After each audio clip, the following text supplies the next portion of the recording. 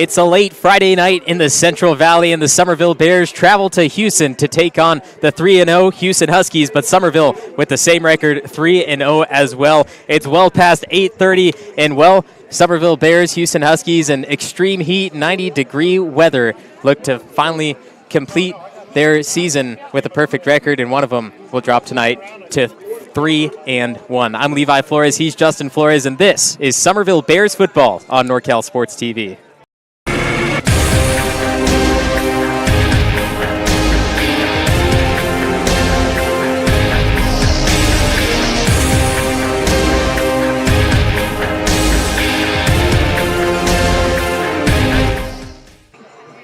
Levi Flores, Justin Flores at Hughson High School. It is 90 degrees outside. The JV teams just faced off. Hughson Huskies won 28-21, but the Summerville High Bears, over the past 8 seasons, have only won 3 out of the 9 matchups that they've had against the Hughson Huskies. And watching the JV team only lose by 7 points, it might look like a good game for the varsity teams. Yeah, we'll see how they match up here. You know, the weather's starting to cool off just a little bit, but man, is it hot.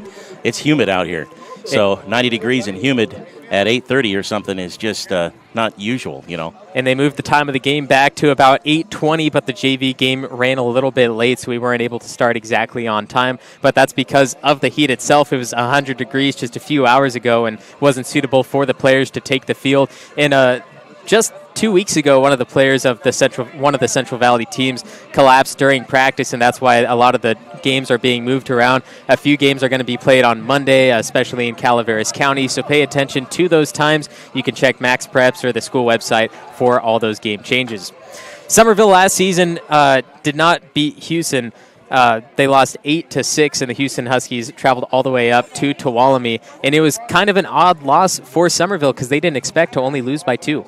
Yeah, it was a close one for them. They've been waiting for this one for a year now, and here they both come in at 3-0. Both of the teams hungry, and of course the Huskies need to defend their turf here down in Hughson.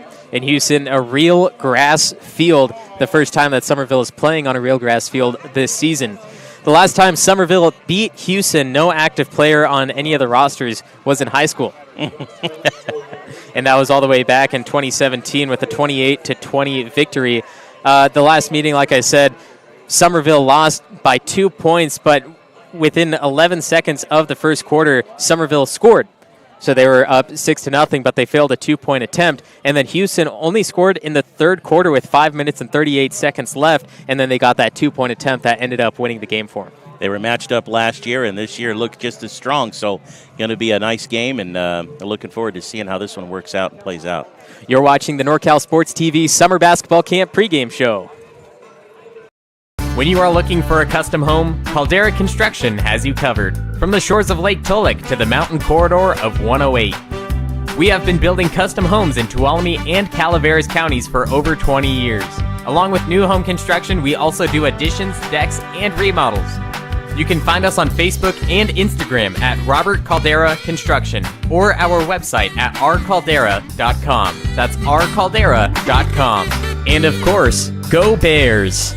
Benton Roberson CPA's passion is helping people achieve business success and financial independence. While we certainly provide traditional accounting services such as tax preparation, payroll, and bookkeeping, we also offer a variety of advisory services to help with business planning, Social Security decisions, income and asset growth, tax efficiency, and much more. Benton Roberson CPAs is here to help our clients achieve their goals through a generational relationship and wealth building. We hope to see you soon. Hello, Bears fans. The Bears Quarterback Club is excited to help bring you Bears football live streamed into your home or your device. Enjoy all the Bears football action on this TV quality broadcast. This is our way of saying thank you to the Bears community for all the support through the years. On behalf of the Bears Quarterback Club, thank you for watching and supporting Bears football. Enjoy the game.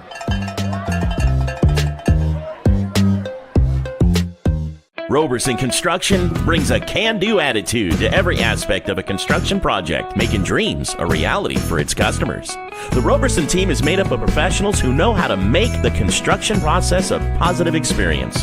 Roberson Construction focuses on quality and integrity to maximize results and minimize stress. Whatever your construction needs, a remodel, new home, commercial project, consider Roberson Construction. You can find us locally and on Facebook or Instagram. We look forward to listening to you. Summerville Bears football on NorCal Sports TV, traveling to Hughson this week. And, of course, the time was changed of the game. Usually they start at 7 o'clock, but moved to about 8:20. And then because of the JV game running long, we are starting a little bit later than that. But this game, highly anticipated, both teams coming in at 3-0. And we look back at the opponents for each of these teams. They haven't necessarily, or for Hughson at least, they haven't necessarily played against a really tough opponent. Summerville, they played against Dos Palos, who's a D5 school, and they got an amazing victory there, which some people didn't expect them to get that victory, but they showed up, played their game, and won. So now they're still sitting at 3-0. And Hughson last week played Argonaut High School, which is a common opponent for Summerville, actually plays in the Motherlode League, and Hughson beat them 52-13, and Argonaut started that game 13-0. They were in the lead, didn't score a single point after that. Just kind of fizzled on the backside, huh? But Hughson, the Huskies, if they just play their game and continue to play what ends up happening if you get behind, you can get into your mental, kind of get in their head, and they start to worry too much. And if the coaches keep them focused, the program that they've been designed to do, each of these teams could be near the end pretty much even, like we saw last year. Both teams run the ball a lot, and we're going to see that tonight, of course, because both teams want to use their strength to their advantage. But last week, Hughson's quarterback struggled a little bit passing. In the first quarter alone, I watched some film on the game, and he didn't complete one pass within that first quarter that I saw. And some of the times he was being pressured, sometimes he wasn't, but that ball just couldn't quite get to the receiver. Obviously, in the last 3 quarters, that ball got exactly where he wanted it to be, given the score. They won by so many points after that. But when we look at Summerville in the Motherlode League, Sonora leads the league at number 1 spot. Summerville sits at number 6, and Hughson right in between at that number 3 slot. But if Summerville wins tonight, they might be right up there neck and neck with Sonora. And when we look at the future games of Summerville in itself, this is the last real test until that final game of the season against Sonora. So this might be a near-perfect season, if not a perfect season, for Summerville if they win tonight. And Summerville has a bye week next week, so after playing 3 straight games, a nice little break. Perfect. Their season has been just kind of given to them in a tidy fashion. And like you said, walking into this game here today, game 4 of the season at 3-0, gives them a really nice advantage, especially heading into Motherlode League here in a couple of weeks.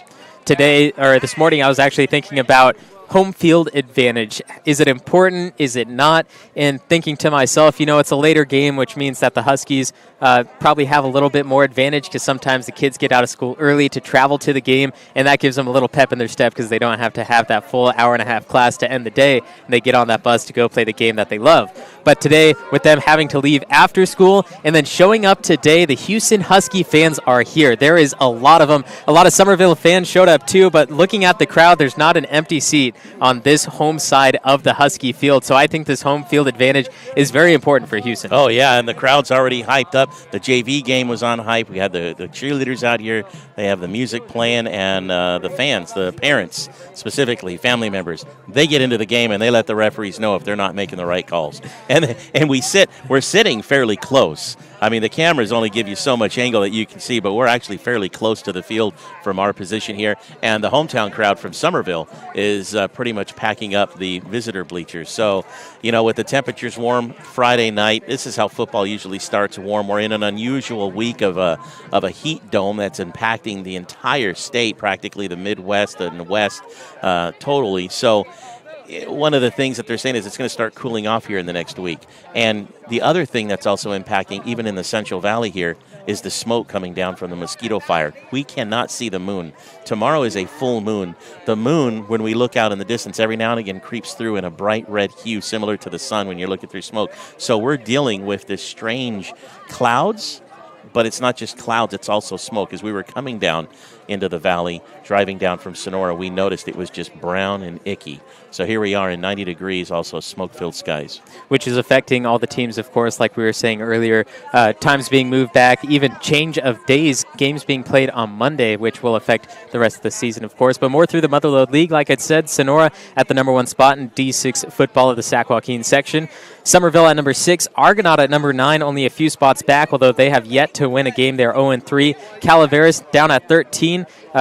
Still at 0-3 as well. Amador 0-3 and Bret Hart 0-2, and they sit at the 16 and 17 spots. So the Motherlode League right now looking good for Sonora and Summerville for potential winners of the league champs. Yeah, a couple little surprises for some of those teams here to start the season, and it's nice to see Bret Hart back with a football program. Since the pandemic, it's been difficult for them to get the ball rolling again, so it's kind of nice that we'll have a nice full Motherlode League. Let's just hope all the players stay healthy, have a good time, and the best team win. This is the NorCal Sports TV Summer Basketball Camp pregame show. Our Tree Service is a local family-owned and operated business specializing in meeting fire clearance requirements, hazardous tree removal, and emergency jobs. With over 20 years' experience, our employees are safe, knowledgeable, and professional. Voted 2021's Best of 209 by 209 Multimedia, we're happy to provide our customers with quality work at affordable rates. Proud to offer discounts to veterans. Call today to schedule your free estimate. 209-559-0124. Scott Berner, financial representative of Thrivent, helping you with your insurance and retirement needs. 209-371-9362. Scott Berner, financial representative of Thrivent, helping you with your insurance and retirement needs.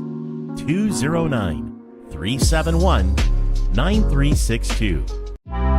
Hey Bears fans, Sindelar Plumbing, a local family-owned business, is proud to support tonight's Bears football broadcast. If you find yourself needing a plumber, call us first. A simple faucet installation, a new energy-efficient water heater, or a new residential and commercial plumbing project, we will help with them all. With over 20 years of plumbing experience, look no further than Sindelar Plumbing for solutions to all your plumbing needs.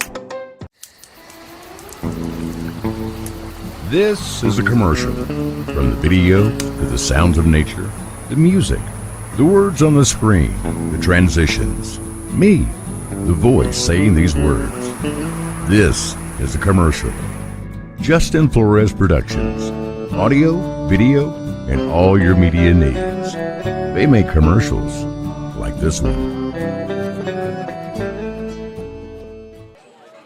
The NorCal Sports TV Summer Basketball Camp pregame show. I'm Levi Flores. He's Justin Flores, and we're live at Hughson High School for the start of the varsity game. Tonight, one of these teams will take their first loss of the season. Oh, man, why do you have to say it like that? Why don't we say one of these teams will continue undefeated in the season? Husky Memorial Stadium, the Hughson Huskies. The school has been around a long time, and here on the real grass field, as you said, Summerville playing for the first time. Kind of fun playing on real grass, although it's been so hot, I don't think there's going to be much wetness or mud. When the rain comes, though, this is the kind of field you want to play some football on. When you look at Summerville throughout the season, they've played 3 games, and Braylon Leverose, the first 2 games, he had perfect passer ratings of 158.3. Unfortunately, last game, his passer rating was only 16.6, completing 2 of 6 passes for only 38 yards and 0 passing touchdowns. But at the meantime, he also had 5 rushing touchdowns. So what are you going to do? Take 5 rushing touchdowns or a bad passer rating? He's going to do both and win the game. He was in beast mode last week. He just was able to find the holes in the line and was just using it to his advantage, tucking that ball away and just commanding on the field last week. Leverose, through the 3 games, he's 17 of 24 passing for 343 passing yards, 4 passing touchdowns. But what's more important and definitely encouraging is the rushing game. 32 rushes for 457 rushing yards, which I did the math yesterday, nearly 15 yards on average per rush. Wow. He also has 8 rushing touchdowns within that, with the longest pass of 41 yards, longest rush of 45 yards. He only has 1 interception that came last game against the Waterford Wildcats. And now we welcome the Hughson Huskies football team to the field. This is what it's about when you're at home, right? Got to make a showing. You got to show up. try to get inside the head of the Summerville Bears up front. Look at these guys. They got a blow-up head out here. Helmet. Hughson Unified School District started in 1911. They're in their 111th year. Hughson Huskies led by sophomore McDaniel. Their rushing leader, Villarreal, the junior, 42 carries for 322 yards. Here they come now. Yep, got to make the entrance, got to make the noise. Again, Hughson last year squeaked with a win. Been waiting for this game a year later. I know they don't want to have a squeaking win. Summerville's been waiting a year to try to come back and beat these guys.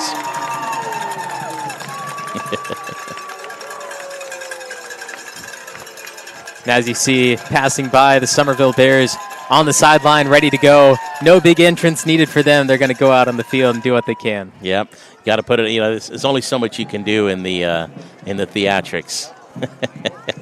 Now you got to put it on the field. Now you got to play the game. We're going to see a lot of Leveros. We're going to see a lot of Elkins as well. There's only so much Leveros can do scrambling because sometimes they're designed passes. Other times they're designed for actual quarterback runs and draws. So Leveros can only do so much tonight. Elkins, 33 rushes on the season for 230 yards, 4 rushing touchdowns, and also a 2-point conversion. Just about the same amount of rushes that Leveros has, whether they're designed or not that way. He also has a few receptions, but the wide receivers, they do really well at catching the ball, but they just don't pass the ball as much as I think everyone thinks they do. Or that they want them to do. Their leading receiver is Dean Trimoloni, 6 of 7 on receptions, 185 yards with 3 receiving touchdowns on the season. Not sure how much we're going to see of him today, especially with Hughson scouting him out and probably going to target him a little bit from the cornerback position. But the defense has to be ready for Summerville, has to be on their toes because Waterford averaged 5 yards a carry last week. And now Hughson, they have a little bit more size, and they're probably going to attack a little bit more, so they might average a little bit. But the keys of the game for Hughson are basically run the ball, take the time off the clock, punch it into the end zone, and make sure you score every single time, or else Summerville is going to take over and probably do the same. Yeah, you got it. And, you know, both these teams, you were mentioning about the youth of the teams, the quarterback for Hughson and Robert McDaniel being a sophomore. You know, they've got a young quarterback in there, but that doesn't mean he doesn't know what he's doing there. A lot of times teams like this that are solidified, when they bring a player in there, that's because they know what they're doing. Summerville at the same time has a lot of youth on their team, and they've been pulling off some great victories. Captains out on the field. Leveros, Elkins, Trimoloni, and Logan Slater. And Slater, great defensive player, tackles immensely more than anyone else on the team. And last week we were talking about number 22, I believe, Jaden Hardy. We were praising him on his defensive efforts, but actually the leading tackler last week was Kai Elkins, who's the leading running back, too. The one thing about Hardy is he was getting there quick. A lot of times he was in as an assist, and after the first couple of tackles, he started to wrap up, and that's the big thing about Summerville. They need to wrap up to bring guys down, and watch out for those horse collars because those seem to be pretty common flags that are thrown. Against Summerville, anyway. I don't know if that's common in the league altogether. But it looks like we're about ready for national anthem and kickoff, huh? This Friday night, we will be remembering the those fallen on September 11, 2001. All those who lost their life on that tragic day. We will hold a moment of silence before our national anthem.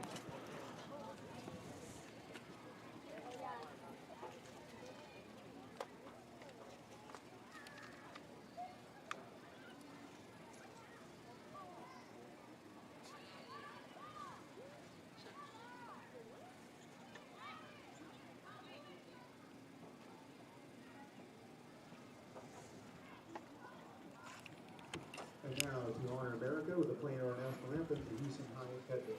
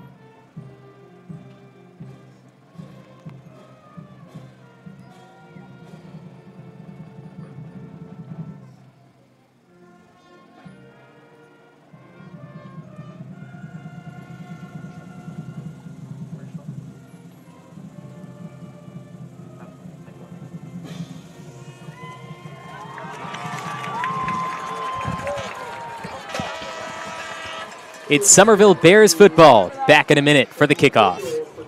Bear fans, Boyer Construction is proud to help bring you tonight's broadcast of Summerville Bears football. For over 30 years, they've proudly served our communities with an uncompromising commitment to quality, integrity, and client satisfaction. They are meticulous and still believe in the value of handshakes. And they ensure that you get the experience you deserve. Thank you for watching and supporting Bears football. Enjoy the game. Sierra Pacific is proud to support Summerville Bears football. At Sierra Pacific Industries, we understand our greatest strength is the people who choose to build a career with us. We offer many opportunities for personal and professional growth, from entry level to skilled trades, from truck drivers to sales managers, from foresters to engineers. Become one of our valued team members as part of a growing third-generation family-owned forest products company. National anthem brought to you by the Hughson Husky Pep Band. And we are ready for kickoff. The Hughson Huskies kicking to the Summerville Bears. Back deep to return, it's Austin Hike and Tristan Barajas. Friends and family around the globe watching on NorCal Sports TV, YouTube. Make sure you subscribe to NorCal Sports TV. Hit that like button, notification bell to receive all the latest broadcasts that are being broadcast. Here is Tristan Barajas receiving the kick, following right behind Austin Hike. He has room to run deep down the left sideline into Husky territory, cuts back, and inside the 40 he goes. Great starting field position for the Summerville Bears, and this is high school football. My goodness, yeah, what a way to start off the game, huh? From the 20, Barajas' feet were moving almost immediately, had a nice block up front. It wasn't here number 2 dragging him down, Carter Sneed. He may have gone all the way.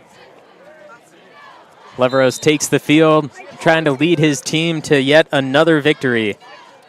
We'll see how they start out now. We've seen different formations throughout the season, and they're back in the pistol with Kai Elkins behind him. The lone running back, one receiver left side, one to the right. Man in motion left to right. It is Austin Hike. Little pitch pass, cuts around the edge, needs a little bit more speed, and he's taken down at the 35 for a gain of 1. It was a 43-yard kick return for Barajas and a couple of yards there, 1 yard for first play from scrimmage. We'll give them 2, it looks like, from the 37 to the 35. Summerville has ran that play against every single team they've taken on, but this is the first time that it was sniffed out right away. Didn't have enough speed to get around that final edge rusher. A great job by Hughson to get there and make the stop, but Summerville from the right hash this time, back in the same setup. Leveros snap, turn, fading left side. Bootleg, flag flies in, cuts up field, adds a few yards. We'll see what that penalty marker is. Flown down right at the line of scrimmage. Like how Leveros took his time, even with a defender looking right at him. The Bears are running back like the penalty is going to be on them. And it is. Holding on the Bears, so move the ball back a few yards. It's going to be about second and... Actually, excuse me. Looks like they're going to take 10 yards from the spot of the foul, which is back behind Leveros. It looked like there was somebody that got tripped up there. Not exactly. They're taking 10 yards from the 40 there. Wow, my goodness. That's a big one. And second down at, 23?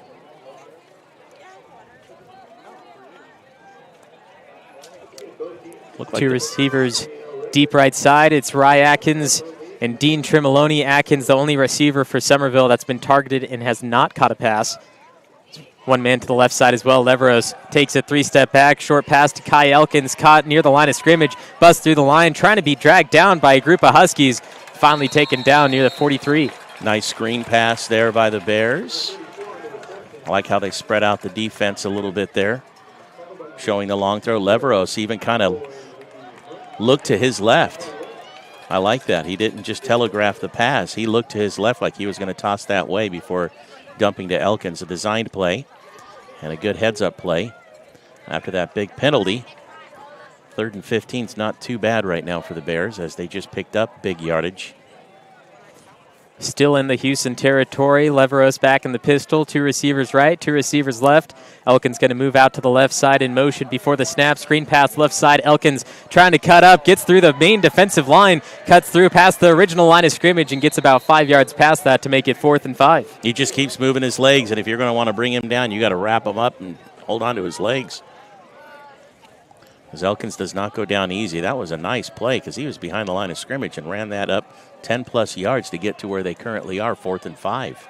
Summerville has not had a failed play yet. The only reason why they were set so far back is because of that one penalty that I'm not sure if it was a miscommunication between the referees and us, but they took it back about 20 yards from that line of scrimmage, and now they find themselves at 4th and 5, probably going to try to draw them off sides, get that extra 5 yards, and make it a 1st and 10.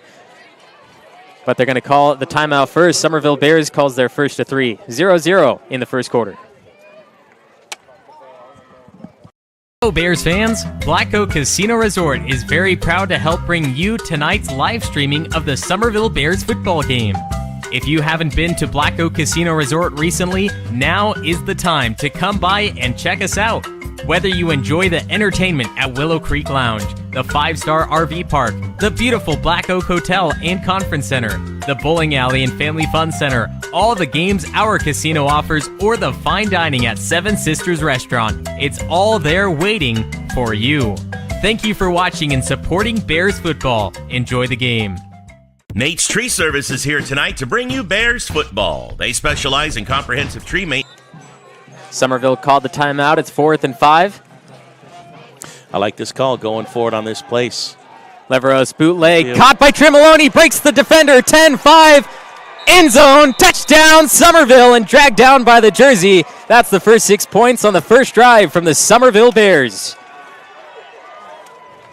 What a throw, the reception, and Dean Tremoloni being chased down could have possibly been called on a pass interference. The cornerback definitely touching him before he received that ball and grabbed near the nameplate area, which is a horse collar tackle, but we're going to take the points anyway. It's 6-0 with Dean Tremoloni getting the touchdown and possibly the extra point.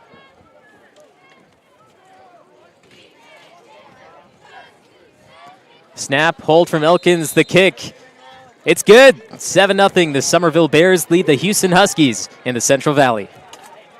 Tree Service is here tonight to bring you Bears football. They specialize in comprehensive tree maintenance and removal. The skilled arborists and staff at Nate's Tree Service have over 30 years experience serving residential and commercial clients in Amador, Calaveras, Tuolumne, and Mariposa counties. They bring their unique understanding of the trees of the western slope of the Sierra to a wide range of tasks related to tree health, maintenance, and removal.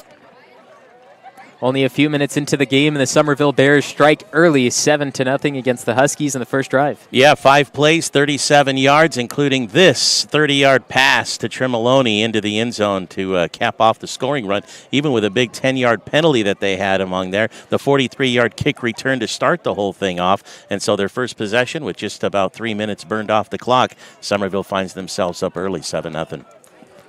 I mentioned the possible horse collar tackle from David Delgado, although it is kind of a smart move trying to grab him high and drag him back down, because if you go for the feet, most likely he's going to launch into the end zone for the touchdown. But good job by Delgado trying to get him high, bring him down before he gets into that end zone, but it didn't quite work this time. So often that call has been, that flag has been thrown, and it's always thrown me off because I used to see that all the time, and something has changed a little bit in the rules, so it's an interpretation of the officiating staff. And in this one, they said, oh, that's just some football. They're just going to let them play that game. It used to be grabbing the pads inside, and now it's the anything around the nameplate, whether it's jersey or pads. And this kick from Tremoloni just going to reach the outside line by mere feet. It was a great kick inside the 10, but it's going to be a penalty anyway and set the Hughson Huskies at the 35 inside their own side of the field.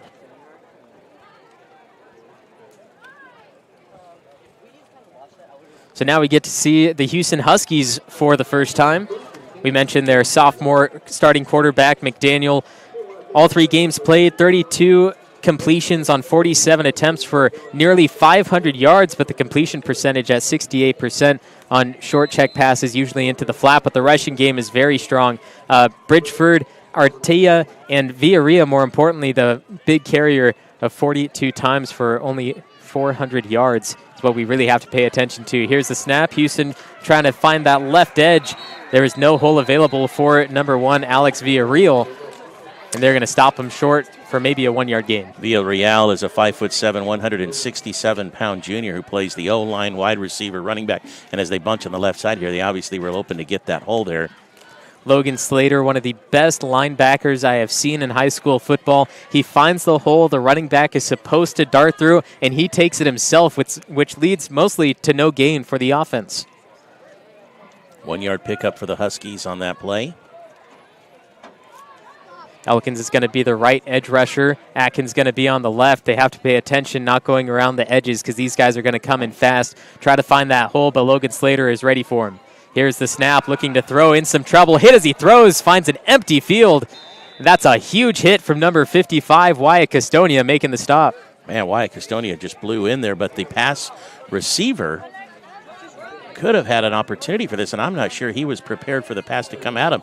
It was a one-step drop. The ball was thrown just behind him, and then, of course, he was hit by Tristan Barajas as well. So just a little bit behind the intended receiver, I guess, on that angle anyway. It looked it was further back than it looked when it was live.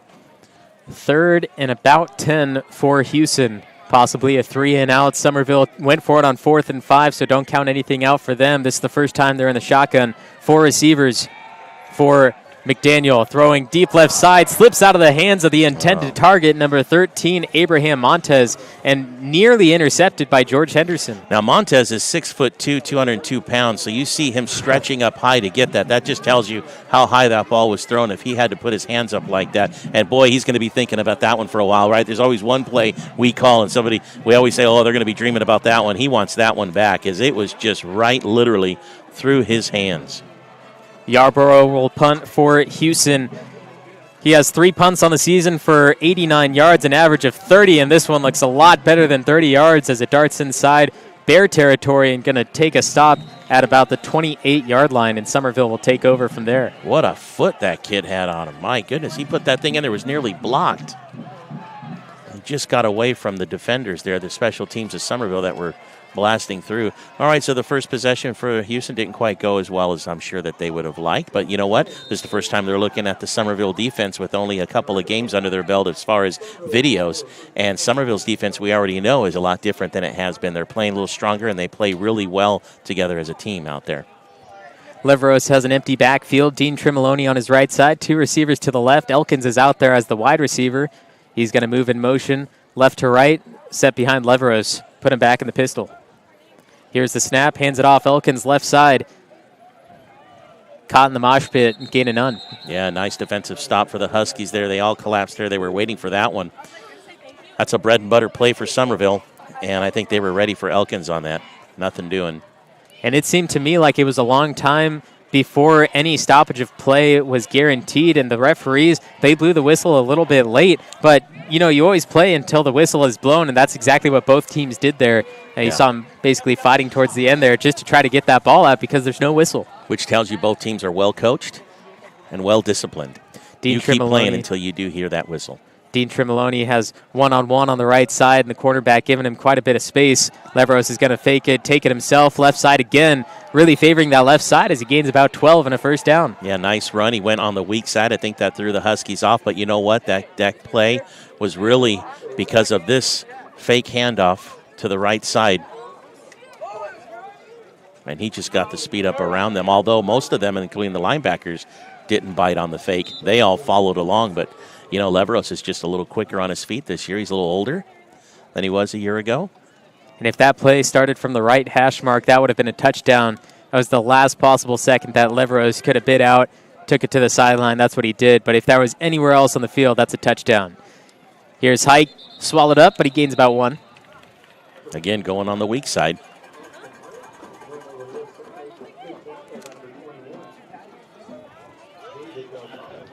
Film will tell you a lot about a team. It won't tell you everything, but it tells you a lot. And like I said, I learned a lot in the first quarter alone from the Hughson's previous game. And watching Summerville through 3 games alone, I never know what they're going to do. It's always a surprise. But, you know, you can learn a few things, whether they're going to be in this formation or that formation, what they typically do on a play. But at the same time, they set up in the same thing and then do 10 different plays every single time. So I never know what they're going to do, and I think that's Hughson just being caught off guard.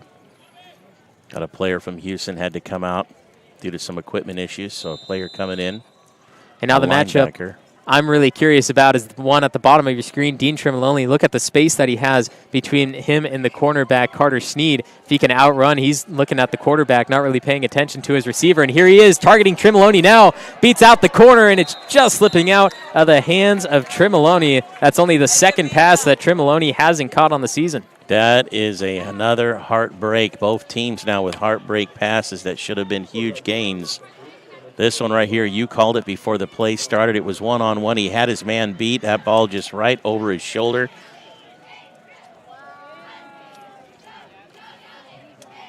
Leveros put that right in the corn hole, if you will, right where it needed to be over Tremoloni's shoulder, because Tremoloni on the run.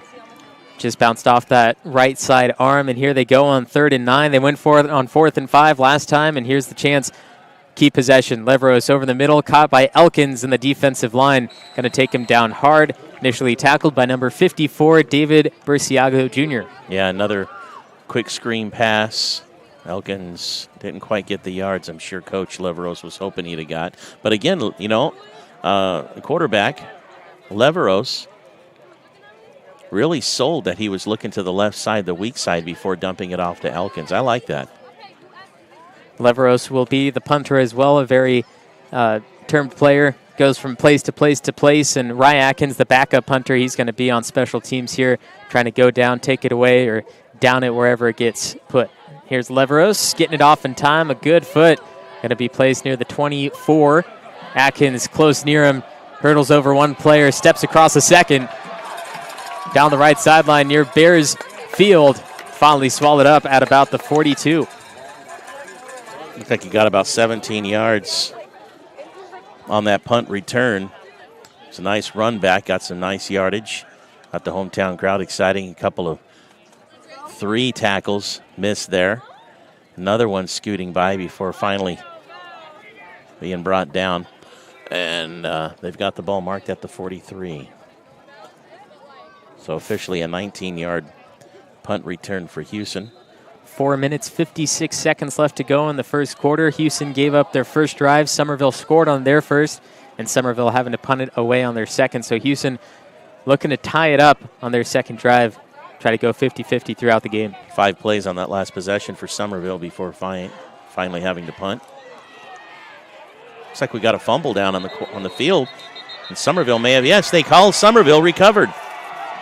Kyle Curran jumping inside. Let's take a look. I was so confused on where this ball was. I thought it was a fake, and it came out. It was an option play between the quarterback and the running back, and neither of them wanted the ball, so it just flopped on the ground, and Kyle Curran jumps on it, the fumble recovery, and Summerville gets it right back, basically gaining 15 yards on one play that wasn't theirs in the first place.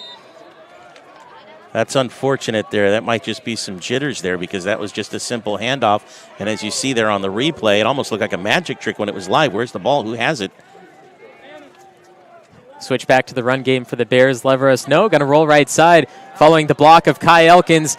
Does hit the edge. Finally pushed out of bounds near the 28-yard line. A huge gain, nearly making that first down marker. But heading back to that previous play for Hughson, it is very tough for a quarterback and a running back to communicate on the field at the same time without using words. You have to hand the ball off lightly so that the running back knows that you're giving it to him, but not lightly enough that it's just going to fall out of your hands and do exactly what it did. But there, the running back wasn't sure if he was getting the ball, but the quarterback knew, but at the same time, he just has to give it up because he wanted the run. Just lost the handle on it, as they say. That'll happen to everyone. We saw that to Leveros early on in the season, but the ball actually ended up in his hands anyway, and he ran nearly 4 touchdowns. Leveros picked up 11 yards on that last run. Second play of the drive here for the boys. Elkins down the gut, gain of 3.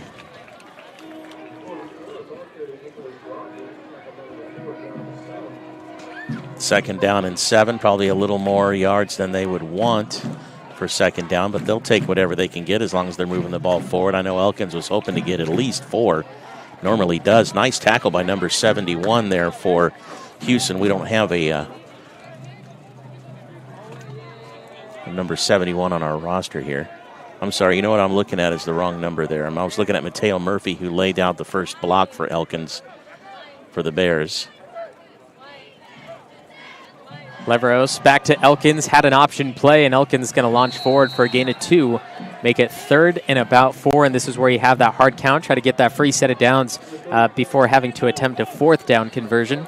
Yeah, and those defensive linemen are getting they're going to get their money's worth here tonight, since Summerville likes to run it up the gut a lot. Number 64, Royally Prunty. He was the fellow that I saw earlier who was able to put a hand out to stop Elkins on the last drive, and he did it again on this one, too. Was one of the first ones to be there on the tackle.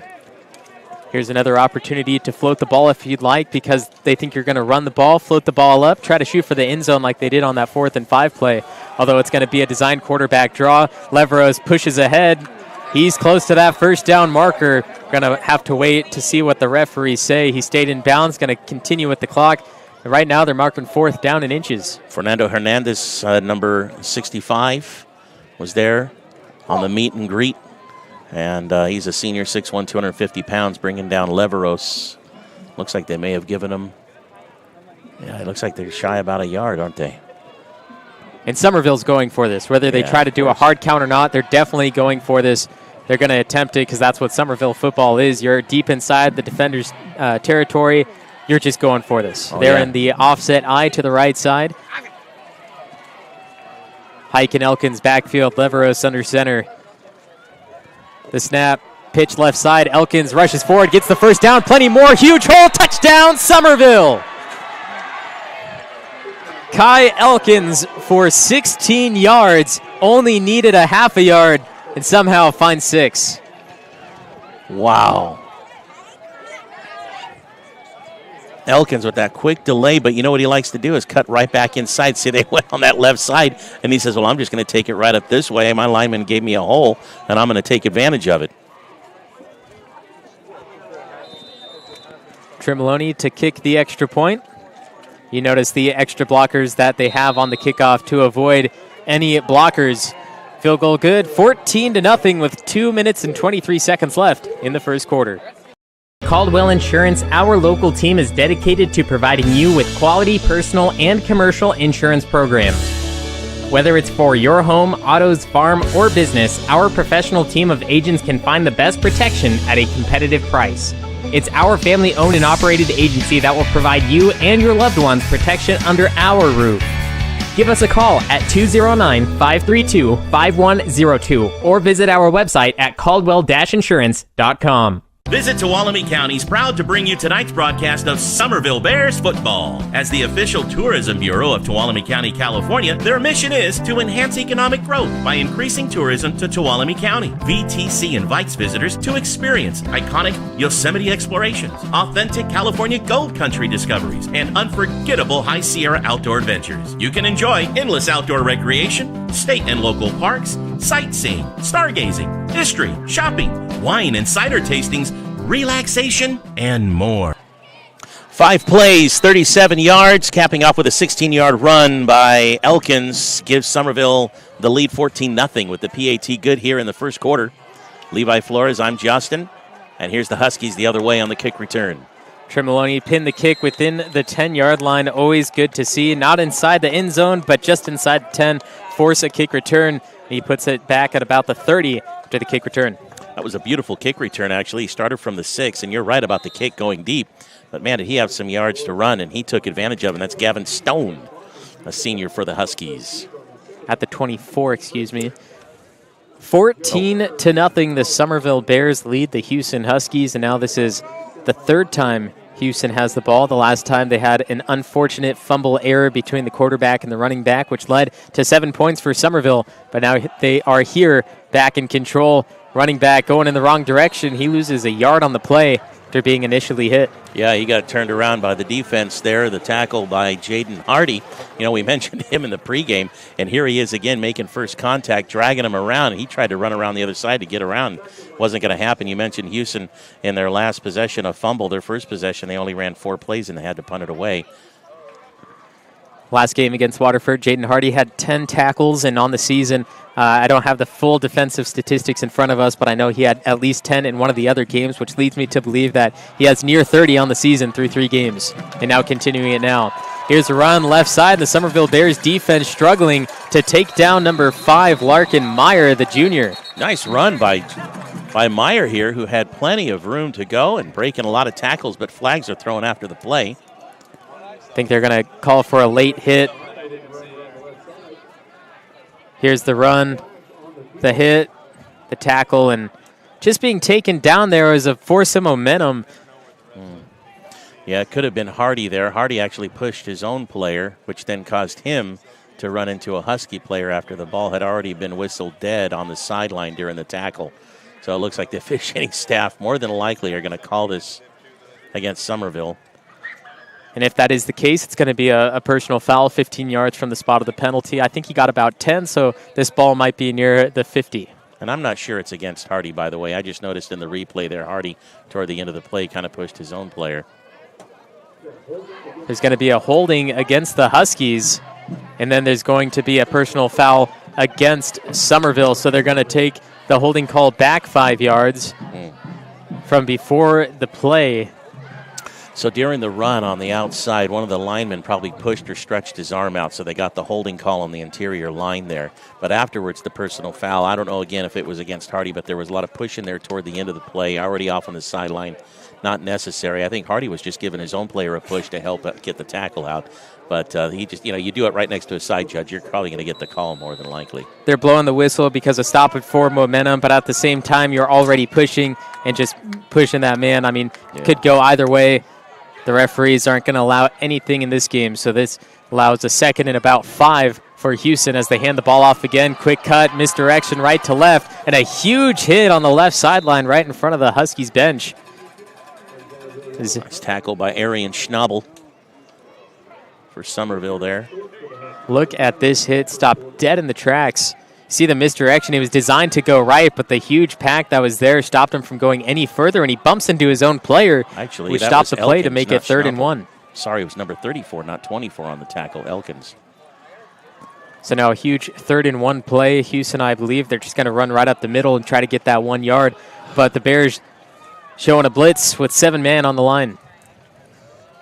Here's the run, Villarreal, tripped up and taken down. This is going to be close to the marker. And he might not get that. Jaden Hardy on the tackle, but first met by who? Elkins, number 34. It's going to be close where they mark this.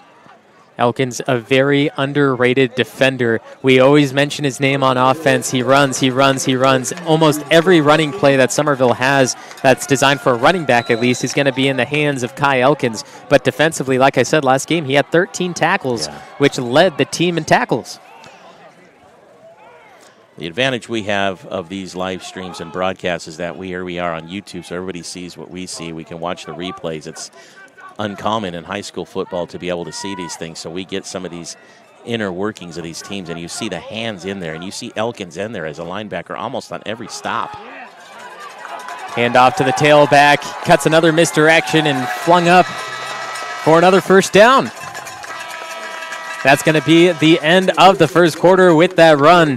Hughson Huskies near midfield with that run from Liam Bridgeford. 14-0. It's Bears football on NorCal Sports TV. Ranch Casino is a proud sponsor of the Summerville Bears Quarterback Club, and they support Summerville High student athletes. By working together, Chicken Ranch Casino believes we can all help elevate each and every student athlete's game, both on the field and in the classroom. Lupo. It's a name synonymous with real estate in Tuolumne County and has been for more than 30 years. The latest member of the Lupo family to join the Tuolumne County real estate family is LeAnn Lupo at Keller Williams Agency. LeAnn is a Tuolumne County native and knows how special the place we call home is. A hard worker who truly cares about her clients. LeAnn is a special talent, and LeAnn is a Summerville High School graduate and huge Bears supporter, so give her a call and see what she can do to help you. If you see her around town, please thank her for helping to make tonight's live stream possible. Hughson Huskies trying to enter Bears territory for the first time in the game. It's 14-0. Bears on top of the Huskies. Other news in the Motherlode League, the Sonora Wildcats right now lead Justin Garza 43-18 in the third quarter. I feel bad for the Justin Garza team a little bit right now. They're such a younger school, and Sonora dominating this season. It's kind of tough for them to try to do anything game-wise in that, but the Wildcats are going to move on to 4-0 with that victory. Even though it's in the third quarter, we know it's going to happen there. Here's the Huskies looking to throw. Over the middle, it's caught on the left side. First down, a little bit more. Very nice play and a nice pass to David Burns. Plays middle linebacker. He's a junior. Here he is getting a nice pass and some up front blocking. A lot of yards picked up there.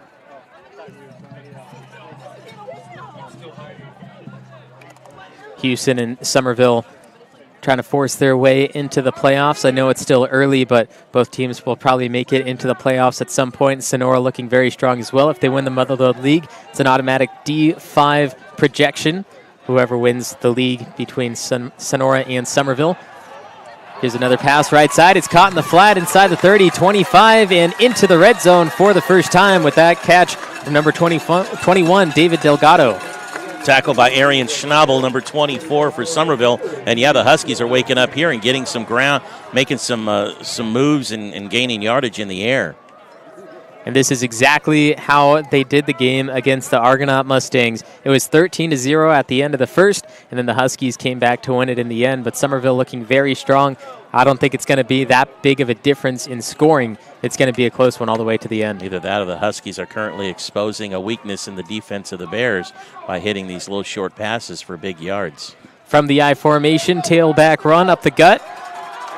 Pushing forward, the defensive line not giving up and finally taken down past the first down marker and inside the 10. That's how you do it. Pass, pass, pass. Not sure what they're going to do now. You want to be balanced? Well, let's give it to the tailback and watch him run for almost 10 yards, or go over 10 yards. Actually, he got almost 15. They take away the change, and it's first and goal for the Huskies, but now it comes down to the red zone defense for the Summerville Bears. Robert McDaniel going back and forth from the sideline, talking to his coach about the play, and then back to the huddle. We saw that against Waterford, and it really tires out your player, especially in this heat that is still really hot outside. Temperatures have not changed. It's still 90 degrees, and it's near 9:30. Here's another run, trying to find the right corner of the end zone. Steps out a little bit early, and it's going to be just down inches before the goal line.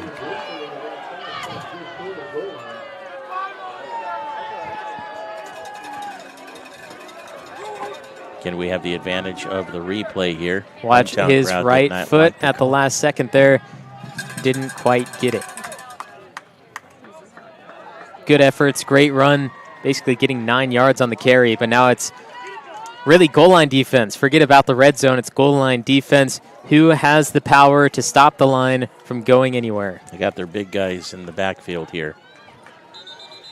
And a flag before. This might be a false start. Quarterback not liking the call. Yep, false start. Take it back 5 yards. It's going to be second and goal from about the 6.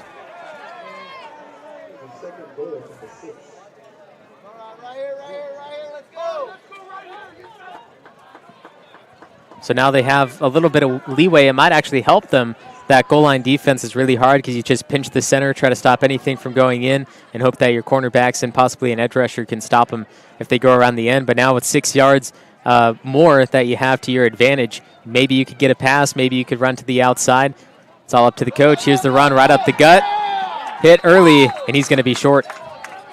Yeah, he did not break that plane from what I could see here, and it looks like the side judges are coming in quick saying he's right here. I mean, he got the 5.5 yards. He needed 6, though. So they got the redo it down after the false start. So it was 2nd and 6 to the end zone. Now it's 3rd and goal from about the 1. It's the same play that they were going to run probably before. Yeah, and it's all about that power. Exactly. Liam Bridgeford, senior, number 44, big fullback, big-bodied, and he's got his blocker in front of him, Jesus Artia. Quarterback sneak right up the middle. Touchdown, Hughson.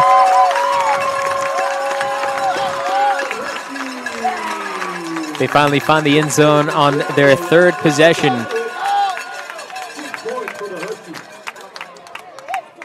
14-6. It looks like they're setting up for the PAT. Good quarterback sneak. The center and the linemen moving methodically, making just a little bit of a hole for him to get right through and get the points.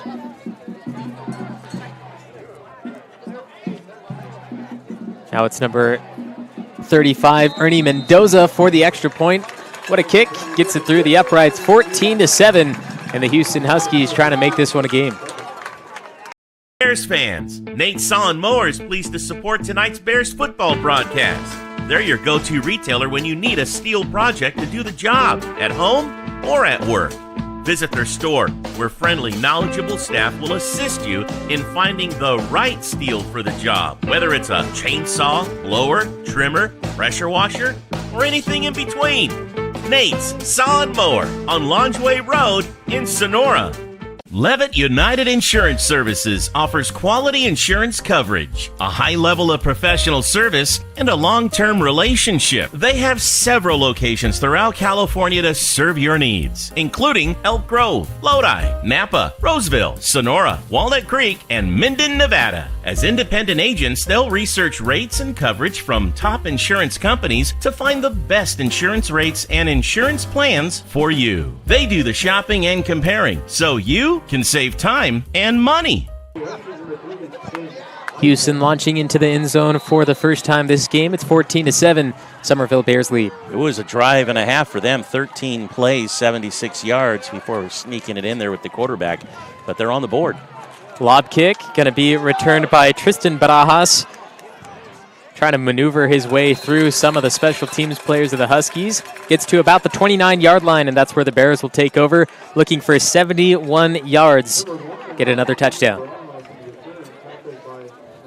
It was an odd kick, a lob kick to the 25-yard line, and the Bears didn't want to take the chances, maybe have the ball roll out, but if Hughson got there in time, picked it up, it's fair play, and the Huskies would have had it. So you can't necessarily allow the ball to do what it's going to do, especially on a kick. You can do it on punts, of course, but not on kicks and kickoffs. Looks like the Bears are going to spread out the offense here and load up the weak side, the left side there. Man in motion, left to right. It's Austin Hike. Leveros takes it himself, left side, has a huge hole, trying to break free, and so close to doing so, but right there on the tackle was number 33, taking him down. But if that didn't happen, Braylon Leveros was gone. They all loaded up that side, went to that side. Thankfully, one of the Huskies watched for Braylon to go that weak side. Great stop. Good job by the Hughson Huskies. And most of the time, all it takes is one stop to try to take it out of the Bears. It's a very strong defensive player there to put his hand out to even get Braylon to stop there and slow him down. Because here they are again loading up the weak side. I notice Summerville likes to do that and run on that side. Elkins the carry. Hits the edge, has the room down the Huskies sideline and steps out a little bit short, but he has enough to move the chains. A recent article in the Union Democrat, one of the writers was talking to some of the Bears players and coaches, and they specifically talked to Braylon Leveros, the quarterback, who's been doing most of the rushing and passing, a lot of the gameplay for Summerville. But he said, when somebody tackles me, I like to have two people try to tackle me because then I could try to bounce off them, stay on my feet, and keep running, which is exactly what you say all the time. Yeah. Just try to keep training your feet, and he purposely wants people to tackle him so that he can get more yards. If you have the Union Democrat, make sure to check out that story. Here's Leveros pitching it off to Austin Hike. This is going to count as receiving yards. And the Huskies going to stop his forward momentum 2 yards into the play to make it 2nd and 8. Big hello to Stephen Andrade watching at home there in Twainhart in the high country, watching Bears football. Let us know where you're watching from. We'll give you a shout out. I don't know if my buddy in West Africa, Liberia, has his eyes on. It's about 3 o'clock in the morning his time, so he might be sleeping right now.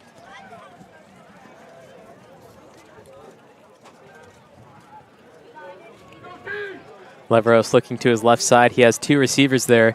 It's 2nd and 8. Elkins in the backfield, man in motion again. Option play. Leveros leads Elkins up the field. He's going to be stopped again, but the push from the Bears offensive line is leading to huge yardage, and I can only assume that it's Reese Wynn that's leading that. He's been on varsity all 4 years. Actually, I think he's a junior only, sorry, but he's been on varsity his entire high school career, and the power that he has is incredible. The Wynn twins, as we call them, both have incredible power and come from stock, well-built football players. And, yeah, coming in and being freshmen, having to work their way through the ranks, it's no easy task. But by the time you get to this level, Trace Machado was also one of those players a few years back, started football as a freshman, but he had the body of a senior. 3rd and 4, and the Bears are going to be forced to call a timeout. Leveros didn't know what was going on, and the play clock winding down. 14-7, our score, live from Husky Memorial Stadium. When you are looking for a custom home, Caldera Construction has you covered. From the shores of Lake Tolek to the mountain corridor of 108. We have been building custom homes in Tuolumne and Calaveras counties for over 20 years. Along with new home construction, we also do additions, decks, and remodels. You can find us on Facebook and Instagram at Robert Caldera Construction or our website at rcaldera.com. That's rcaldera.com. And of course, go Bears! Benton Roberson CPA's passion is helping people achieve business success and financial independence. While we certainly provide traditional accounting services such as tax preparation, payroll, and bookkeeping, we also offer a variety of advisory services to help with business planning, social security decisions, income and asset growth, tax efficiency, and much more. Benton Roberson CPAs is here to help our clients achieve their goals through a generational relationship and Bears take the field after the timeout. Leveros play action, right side. Throwing a pass. It's close to the field. And they're going to call it a catch. Wow. They only needed the 3 yards, and they come out and fire I need to see bullet. this one again. Receiver having a dart to the field.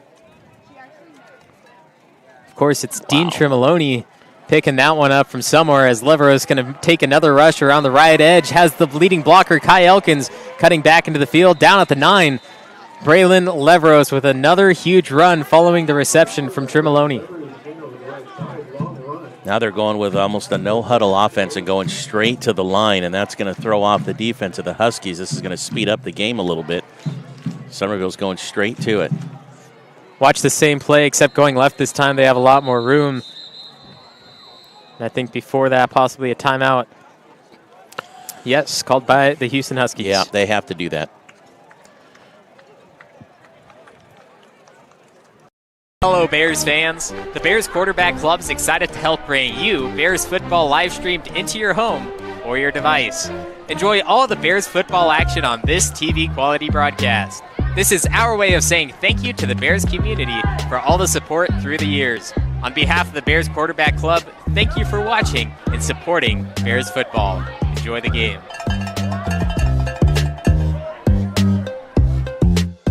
Roberson Construction brings a can-do attitude to every aspect of a construction project, making dreams a reality for its customers.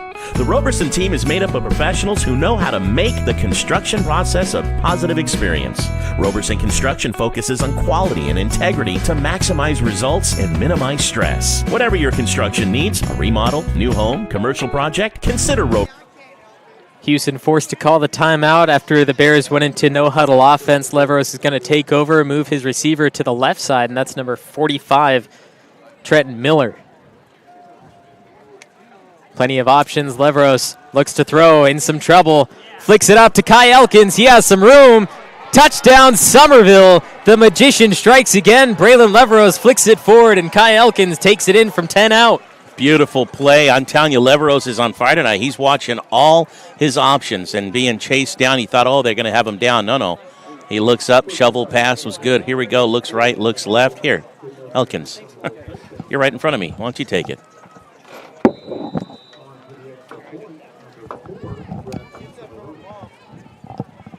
Tremoloni will attempt his third extra point of the game, and this one's close to the upright.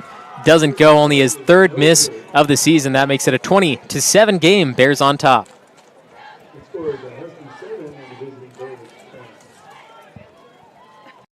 Roberson Construction brings a can-do attitude to every aspect of a construction project, making dreams a reality for its customers. The Roberson team is made up of professionals who know how to make the construction process a positive experience. Roberson Construction focuses on quality and integrity to maximize results and minimize stress. Whatever your construction needs, a remodel, new home, commercial project, consider Roberson Construction. You can find us locally and on Facebook or Instagram. We look forward to listening to you. 20-7, the Summerville Bears lead the Hughson Huskies at Husky Memorial Stadium. Just over 6 minutes to play. And take a look at this touchdown. Leveros was getting chased down by the defense, and in the final second, he tosses it up to Kai Elkins, who unbelievably had no corner, no linebacker, no defense even near him, and he was able to troll into the end zone for another 6 points. Leveros is in a zone right now. He just marched his team down 7 plays, 71 yards to cap it off with that 9-yard shovel pass to Elkins there. The PAT was no good, but Bears are on top 20-7 here in the second quarter. Dean Tremoloni going to lob kick, and they're going to flop straight to the ground with great knowledge. Good job, because, of course, you want your hands and your speedy players all the way in the back to return the kicks. So launching it to a guy that isn't supposed to run the ball, just drop straight to the ground. That's where you're going to start offensively. But they still do have great field position. Got to give some credit to the coaching staff of Summerville, Leveros and company, because what they had done is they had taken a timeout. They had ran 4 plays and weren't getting anywhere. They obviously went to the sidelines, put together a string of plays that they were going to run no huddle. They came out, got to the third one before the Huskies said, wait, timeout. We need to regroup here because these guys are just all of a sudden doing something we hadn't seen before. And, of course, they cap it off with a touchdown. And here comes the Huskies in hopes to rebound here. From the gun, screen pass left side, and they're still moving near that last chain. It's a nice 10-yard pickup on that pass, though, because here the Huskies, as we saw in their last possession, they did score, and they did more passing in that possession than they had in the previous 2 possessions. So here they are continuing on with this game plan of putting the ball in the air and picking up yards. We've seen a lot of screen passes against Summerville, and a lot of the time Summerville is able to push through them, but it's a good way to gain a few yards. But Hughson obviously showing off the screen pass for the first time and taking advantage. 9 yards on one play, make it 2nd and 1.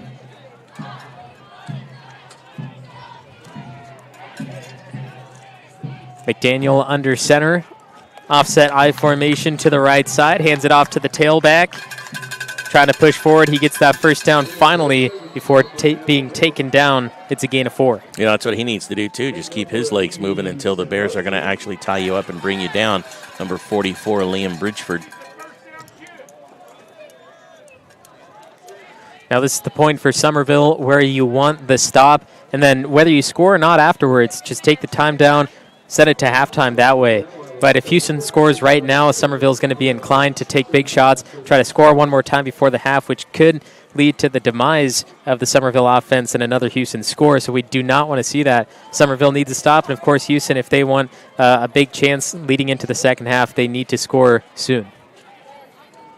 They definitely put a nice string of plays together last time and scored on that possession. Ball was out on the ground. McDaniel picks it up, hits it to the man, running left to right, and being chased down by Rye Atkins, who brings him down by the legs.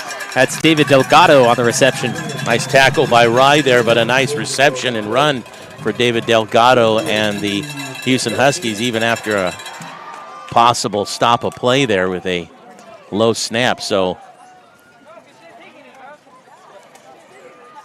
way to pick it up and make something happen there. Now from the 36-yard line, Hughson inching their way closer, looking for that score. In different formations, too. We've seen McDaniel under center. We've seen him in the pistol. We've seen him in the shotgun. We've seen him do every single possible thing he can do. He's back under center with a single back, handing it off to him, trying to find an open hole, and a huge hit coming from 2 different directions. And Rye Atkins, I'll credit him again, along with number 55, Wyatt Custonia. Custonia's made a few big tackles as a lineman for the defense of Summerville, and that one sneaking, kind of just watching and coming in from behind when he got past him. Clock continues to run because it was a running play, and they stayed in bounds, so 3 minutes and 43 seconds on the clock. 2nd and about 7. Big shout out to Mike Seuss. Seuss Insurance. He's got his ears on. Says he misses us on the radio, but he's watching on YouTube right now. only the best to the home of Motherlode Sports as Hughson takes it up the gut again and only gains 2. Slow moving for the Huskies this time around, but you know what? Anytime, at any point, anything can happen. Big pass play or let that guy go up the middle. And way to go for the defense of Summerville. Kyle Curran there on the tackle for the Bears.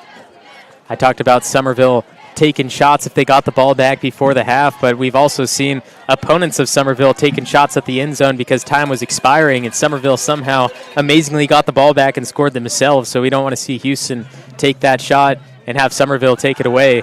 Here's a play now. Sacked to the backfield. Jaden Hardy. Huge loss of yardage, and it's 4th and a plane ride. Man, Hardy's going to really do some work this season if he stays healthy. He is already in line for some Defensive Player of the Year when it comes to Summerville. Man, he is just about everywhere. I know we call Elkins on a lot of tackles, but Hardy is also there usually first touch. I don't know what's going to happen throughout the rest of the season, but Logan Slater, Jaden Hardy, and Kai Elkins, the top 3 for that defensive player like you were saying. Yeah. So here they go in special teams form back at the punting spot. It's Yarborough. Like I said, his average is 29.7 yards, and of course that's after the line of scrimmage. So with this, he can place it about the 9-yard line if he punts it away correctly. This one close to the right sideline. And a lot of contact here as the ball going to go near the end zone. And there's the flag flying in for the unsportsmanlike conduct. So that's going to be 15 yards from that spot of the penalty, and that'll place him at the 27-yard line, which saves the Bears from that great punt that launched towards the end zone. Man, a nice touch there by that special teams player to get down there, but you're right about the tussling underneath for the intended kick returner, and that's just unfortunately because that's going to negate Gavin Stone's touch at the goal line. Yeah, and watch this one more time. Bottom of your screen near about the 12-yard line. The contact that was given here.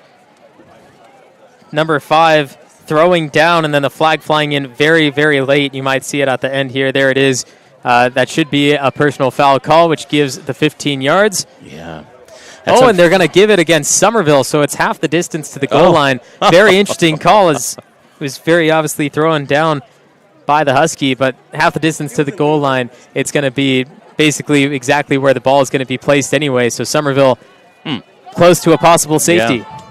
Yeah, it's interesting, because the special teams kick return is usually the one that's protected.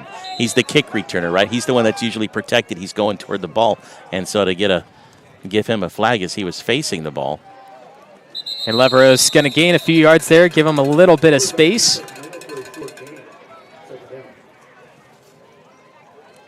Yeah, they need that space there.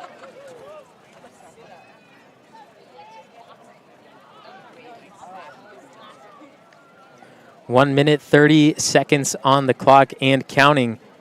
Summerville just trying to keep the ball. Like I said, they don't need to score right now, but they do have to keep it out of their own end zone. Yeah, they need to get a first down here. They probably don't necessarily need the first down, but like you said, if they're going to be taking snaps from the gun like this, there's Leveros in his end zone. And that's going to be a false start, so move the ball half the distance to the goal line. It's still going to be second down, and it stops the clock at 1:05. Hughson on their last possession started from their 35, went 6 plays before having to punt it away, and then that punt inside the 1, touched by a player there, special teams, absolutely phenomenal. It was a great play. Referee's going to huddle up for a moment, talk about something.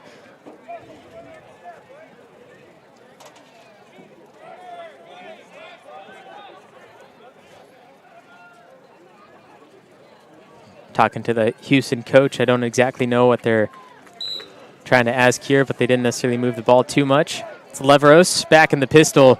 Going to take it himself. He gets the yardage out of the end zone and pulled forward by his offensive line. You always know how good a quarterback is by how well his offensive line treats it. Yeah, it's going to be very hard to try to get Braylon in the end zone for a safety. Even if you did hit him back there, he's going to, like you said, drag, and he's going to take up to 2 guys with him. And Hughson taking some timeouts, I believe. Yeah. Trying to keep some time on the board and make sure Summerville is going to give them the ball with good field position.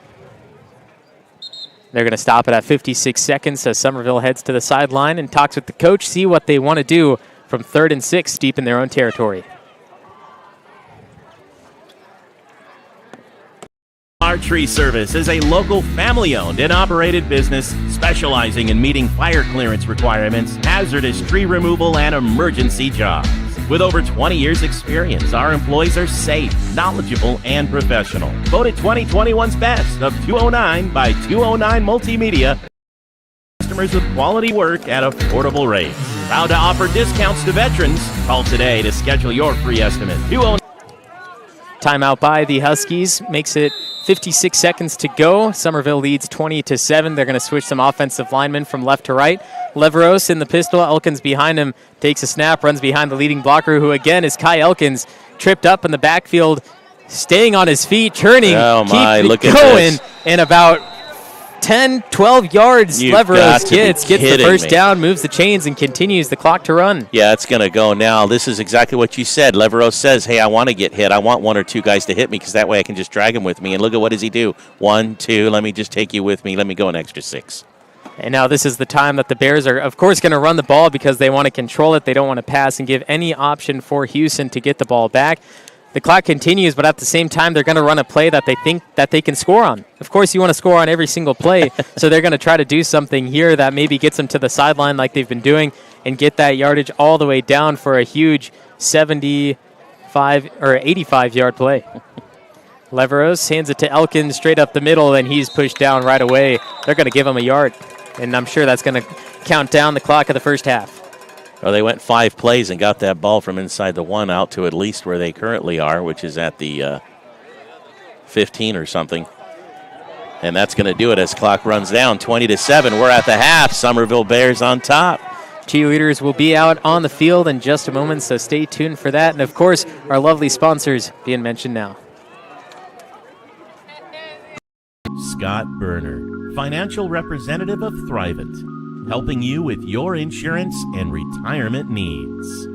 209-371-9362. Scott Berner, financial representative of Thrivent, helping you with your insurance and retirement needs.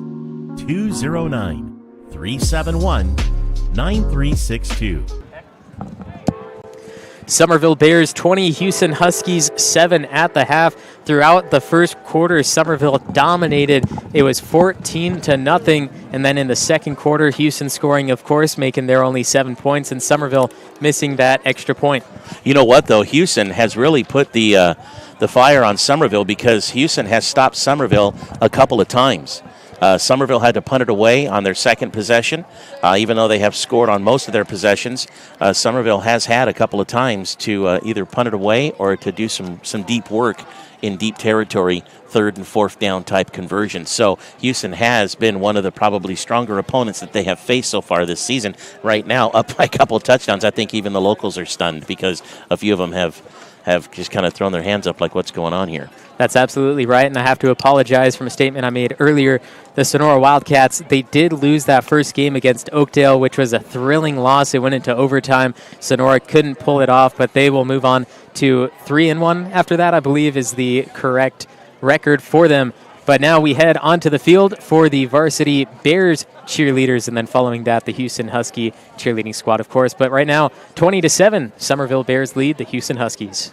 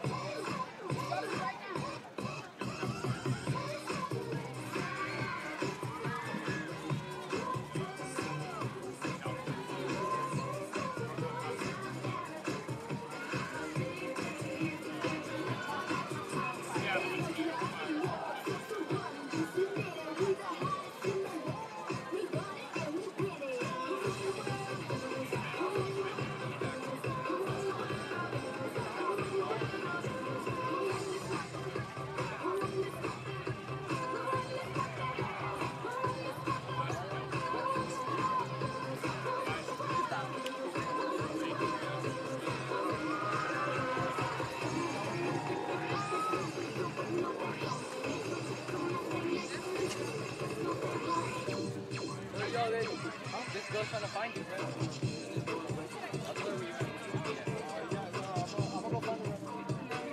Yeah, he's nice. When did she cheat on you?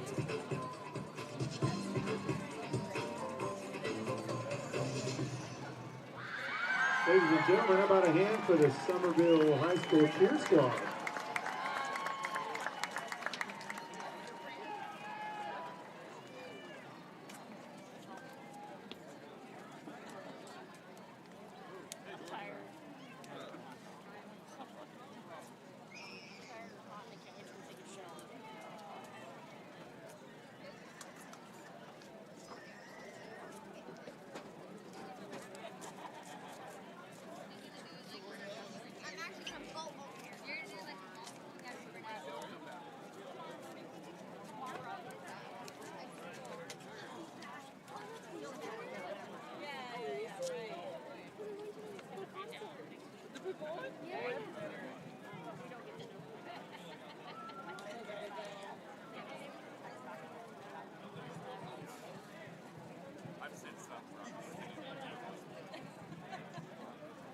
They want to do their own everything, gender reveal, their own baby shower. I said, what about me? I'm supposed to be doing something. What? Right?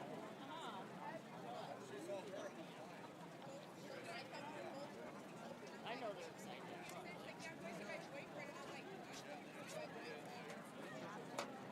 Hey, it's my sister! Oh, I see her.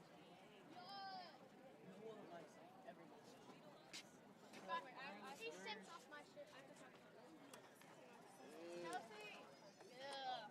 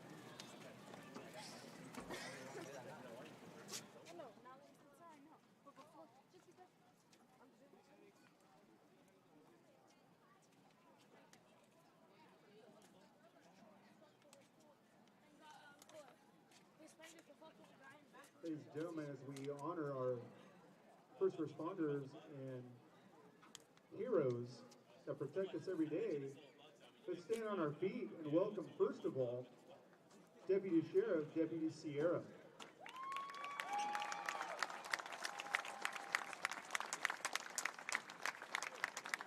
Next, we have Deputy Sheriff, Deputy Lewis.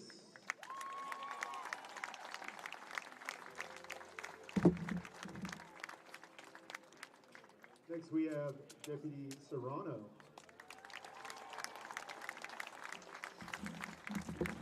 Followed by Deputy Prasad.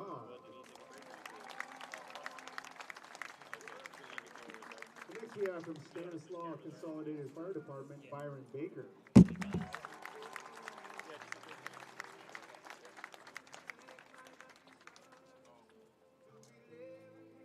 And then we have U.S. Navy Security Headquarters, Rod Lee.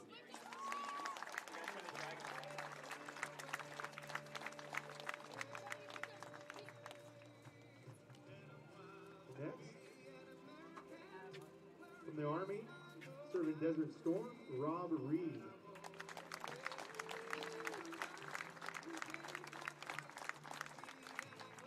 And next, retired Stanislaus County Sheriff's Department, Modesto Police Department, John Heilman.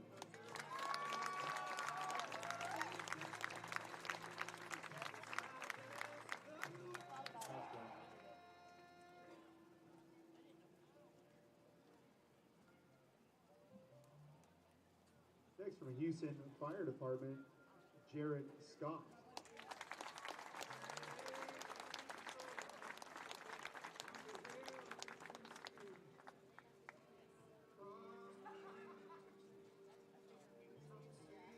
And next, we have U.S. Navy for 22 years, Daniel Garcia.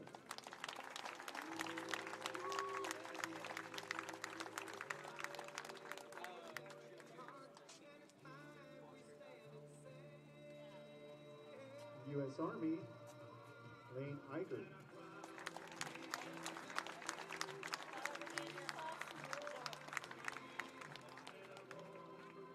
And from the Hughson Fire Department, Michael Berner.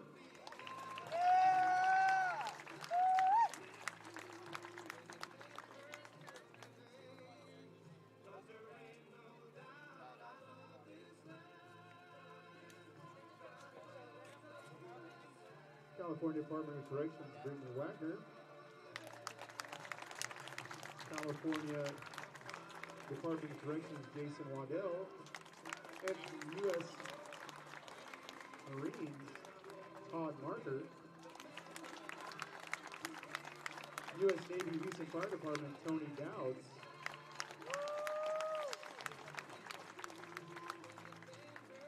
Stanislaus County Sheriff's Department, Juan Alanis.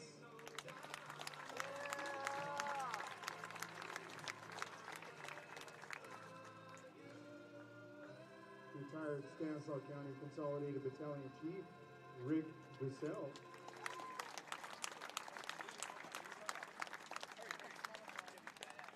And the U.S. Marines, our own Julian Padilla.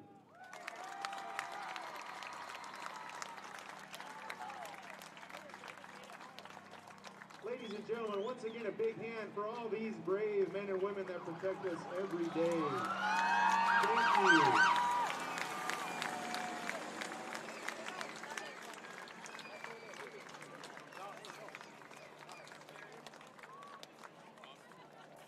Bears fans, Saw Mower is pleased to support tonight's Bears football broadcast.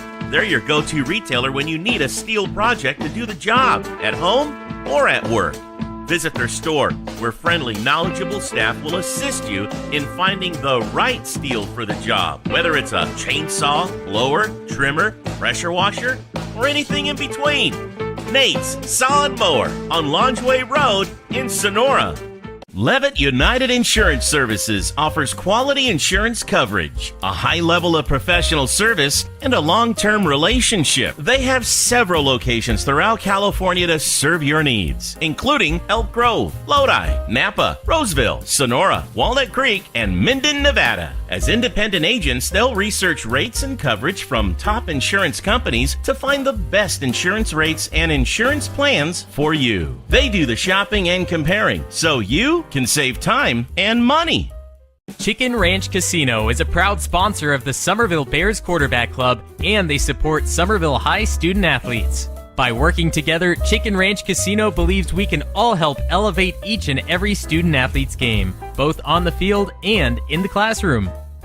Lupo. It's a name synonymous with real estate in Tuolumne County and has been for more than 30 years. The latest member of the Lupo family to join the Tuolumne County real estate family is LeAnn Lupo at Keller Williams Agency. LeAnn is a Tuolumne County native and knows how special the place we call home is. A hard worker who truly cares about her clients. LeAnn is a special talent, and LeAnn is a Summerville High School graduate and huge Bear supporter, so give her a call and see what she can do to help you. If you see her around town, please thank her for helping to make tonight's live stream possible. At Caldwell Insurance, our local team is dedicated to providing you with quality personal and commercial insurance programs. Whether it's for your home, autos, farm, or business, our professional team of agents can find the best protection at a competitive price. It's our family-owned and operated agency that will provide you and your loved ones protection under our roof. Give us a call at 209-532-5102 or visit our website at caldwell-insurance.com.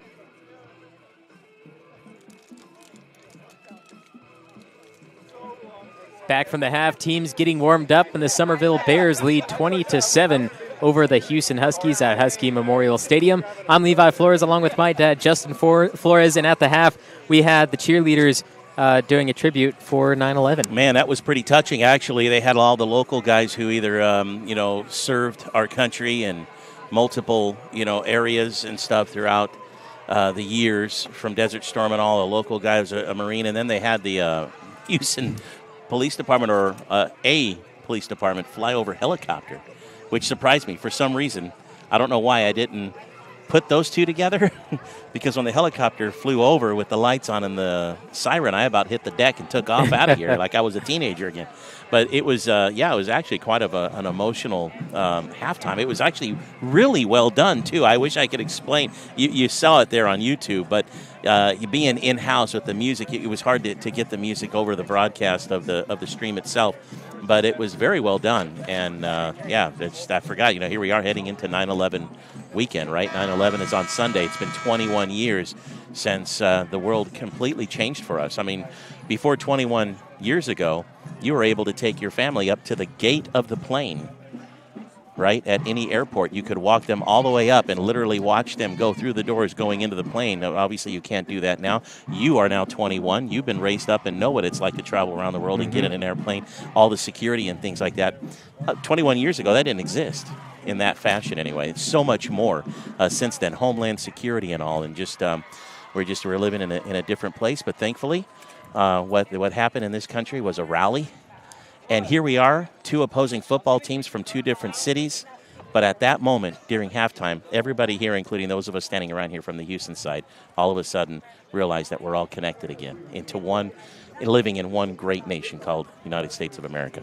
We want to thank the police officers, firefighters, and all the armed forces for what you do and the security that you bring us here. As we get set for the second half kickoff, Dean Tremoloni from the 40-yard line. It is 20-7, the Bears leading once again. Tremoloni's kick and a launch down inside the 10 again. Such a great kicker for the Bears we haven't seen in the past few years. And a huge tackle being brought down at the 30. That'll be good yardage for number 4, Gavin Stone, and the Husky team. But a great tackle as well. If Summerville didn't get to him there, it would have been a lot more yardage that he could have got. Right. Did you see who it was that tackled him? Number 22, Hardy. Whammo. Coming from the sideline. Didn't even see you coming. You love to see it. Jaden Hardy's having one fabulous season. So Hughson starting from their 31, 1st and 10 to start the third quarter. A big hello again to Mike Seuss. He's got his eyes on actually most of the mother load now because the Sonora game is over, and they won handsomely at home against Justin Garza. And here's Summerville still on the air, second half. And also Shane Roberson, former Tuolumne County and Summerville High student and commentator actually on the broadcast team with Mr. Dave and me many years ago.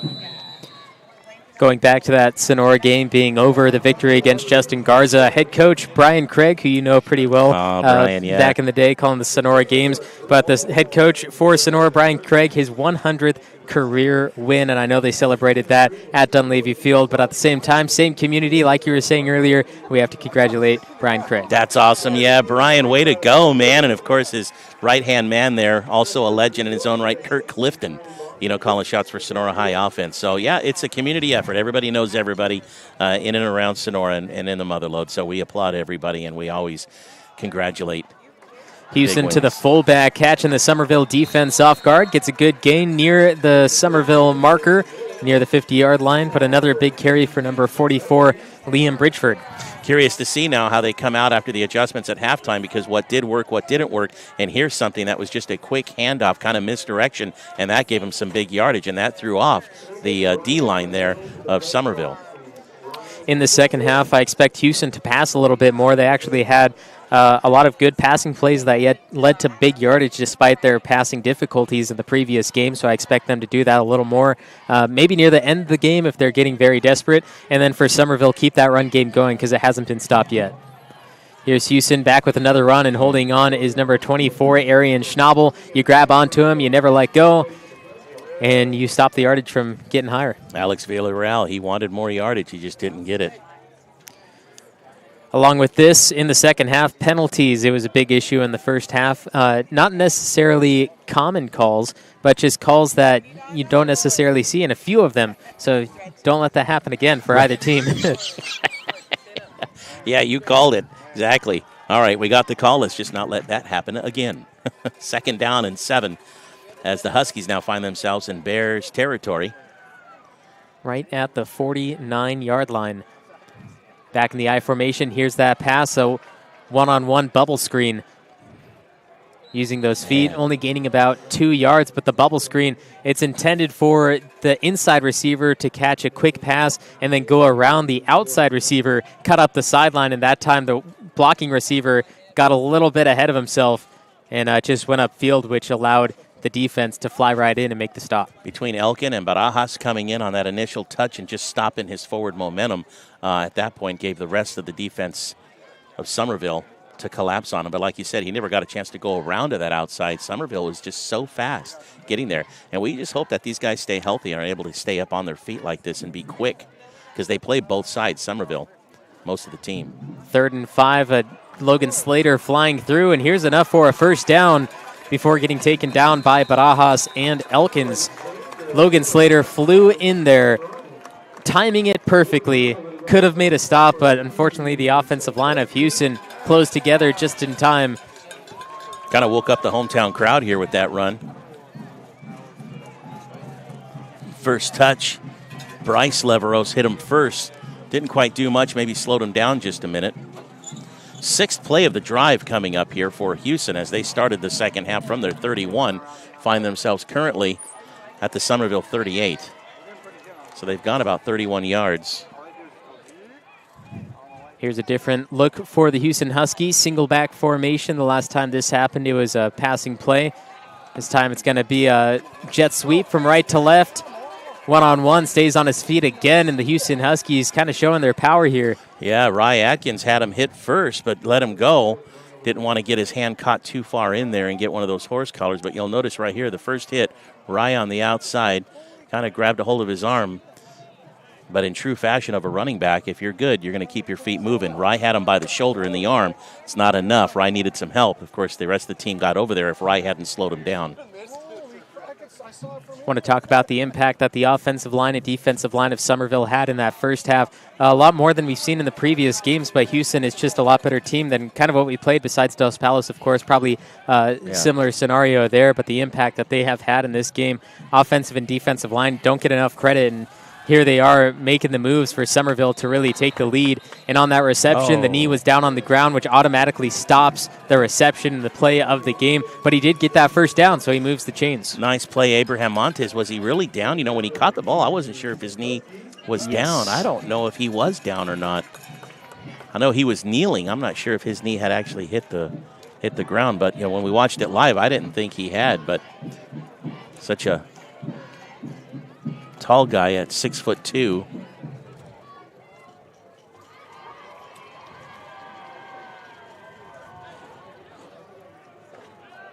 5 minutes off the clock. Hughson has controlled this third quarter so far, and that's what I said pregame. They need to control the clock, but they need to score at the same time, and they've only done that once. So if they do that in the second half and stop Summerville from scoring, it's going to be a game, and it's going to be a game fast. Yeah, absolutely, because here they are on their first drive out the gate here. Starting the second half, they're about to play their 9th play. They started from their 31, and they find themselves at the Summerville 22. So they've moved the ball fairly quick in 8 plays. It's what I call the high red zone from the 20 to the 25. The high red zone, everyone calls the red zone the 20 and inside. But that 5-yard span is a great opportunity for teams to take a shot at the end zone because it's 20 to 25 yards just to the front, and that's a good pass for a high school quarterback. Not going to attempt that pass now as he gets swallowed up at the line of scrimmage, but he does gain 2. And with Hughson showing off 1 pass already, I'd like to see them take a shot downfield a little bit more. All their passes have been in the flat, maybe a few yards upfield, but nothing more than about 6 or 7 yards.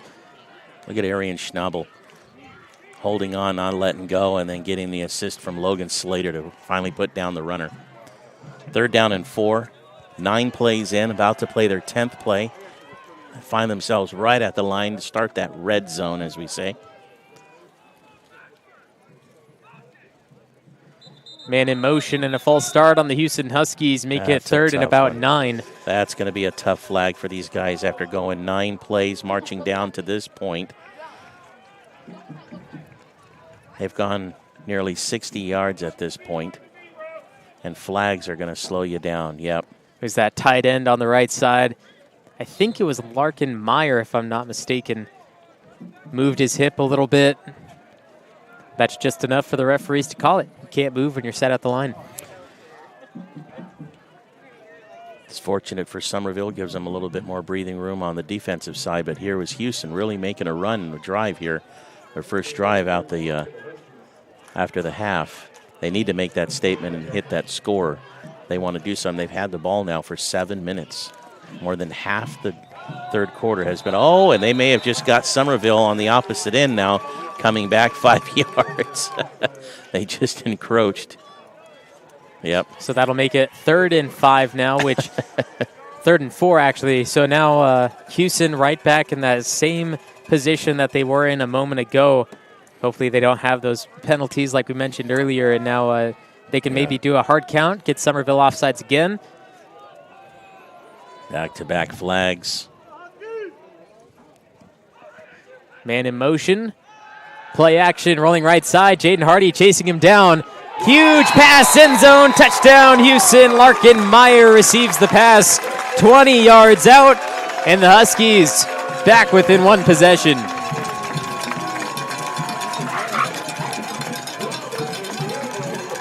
Look at this, the double tight ends, man in motion. Elkins was ready on the left edge, and Jaden Hardy chasing down the quarterback, Robert McDaniel. And no corner was ready for the defense of Summerville.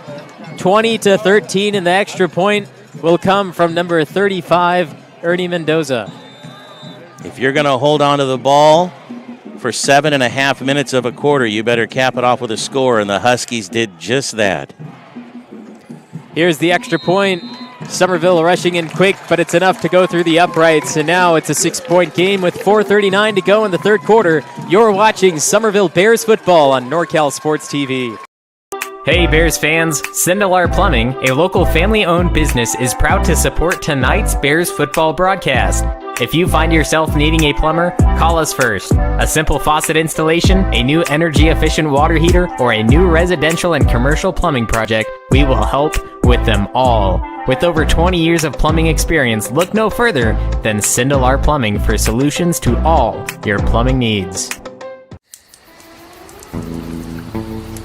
This is a commercial. From the video to the sounds of nature, the music, the words on the screen, the transitions, me, the voice saying these words.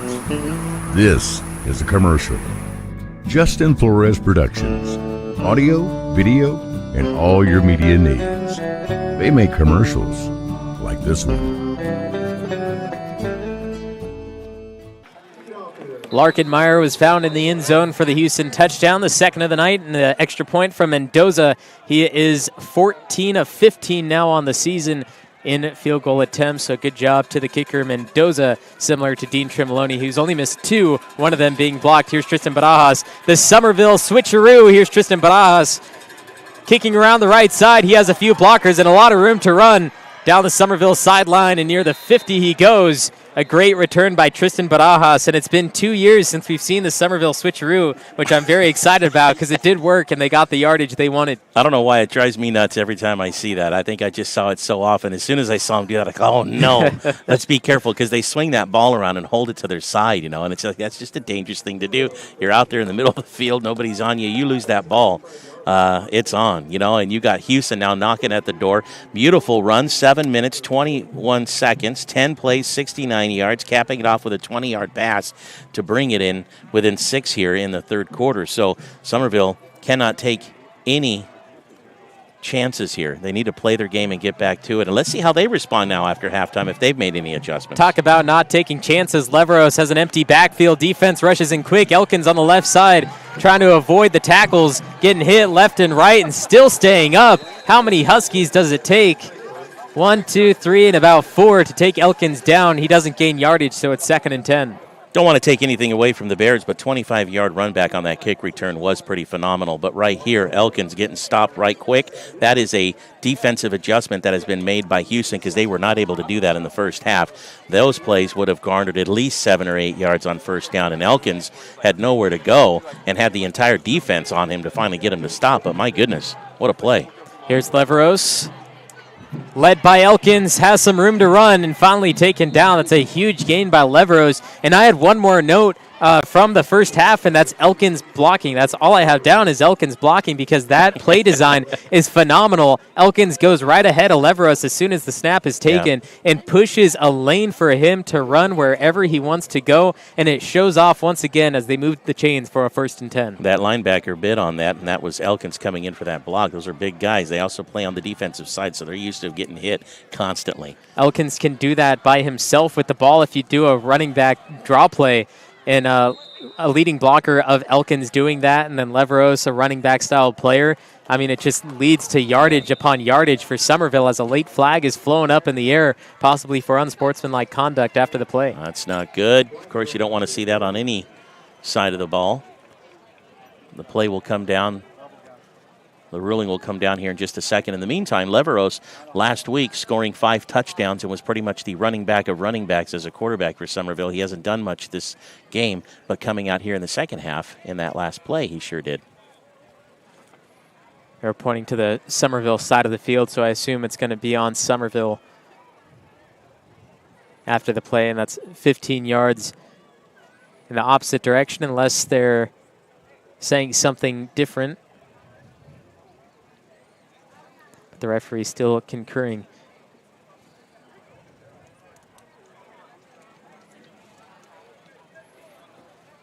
Unsportsmanlike conduct. Oh, against the Hughson Huskies. So that's an automatic first down and a 15-yard penalty from where the marker landed on the field. So move the chains further into Hughson territory. That's just a little bit of emotions getting the best of them. Hughson needs to just settle down. You know, they just went down and scored. They know they can score against this team. They brought it within 6, but that is going to hurt them big time because Summerville's not going to let that deter them. If anything, it's going to probably drive them because here, like you said, I mean, the 4th play of the drive, and they find themselves deep to 25. Leveros takes the spin, splits through the defensive line, stays on his feet again. I don't know how he does it. It's just he's turning into his beast mode. You know, he's just going to, like he says, you're going to hit me, give me 2 or 3 guys so that way I can drag a few. I like getting hit. Summerville just needs to control this game. I mean, they've been out there for a minute and a half of game time, and they've already found themselves inside the 20. Does football have like a substance use that the referees have to check? Because he's probably lined with butter or Vaseline or something that doesn't allow the defense to take him down. Yeah, he is a slippery little fella out there, isn't he? From the shotgun pistol, through receiver's right side, empty left field, which is the bulk of the field. And Leveros, he's taken down early. Defender got a hand out there. Was able to stop him. Let's see here. Who was that? Let's give him some credit here. Oh, and he came in from the side. That's number 44, huh? Liam Bridgeford. Also the fullback who's made a lot of great plays on the offensive side, doing it on both sides of the field. Cody Machado, thanks for watching on YouTube. Appreciate you, Cody. Love you, buddy. Be safe there in Tuolumne. We're not a bus, but we give you a little beep beep over YouTube stream. How's that? Elkins the run. Barrels through for a gain of 2, close to the marker. And I think it's going to be 4th and 1, if not 4th and inches. Yeah, they need to convert this. I wonder if they're going to go for it or kick the field goal. What do you think Leveros is going to do here with the game close now? That was about 4th and 3. Not as much yardage as I thought they were marking him for. I think he's going to get called for a false start.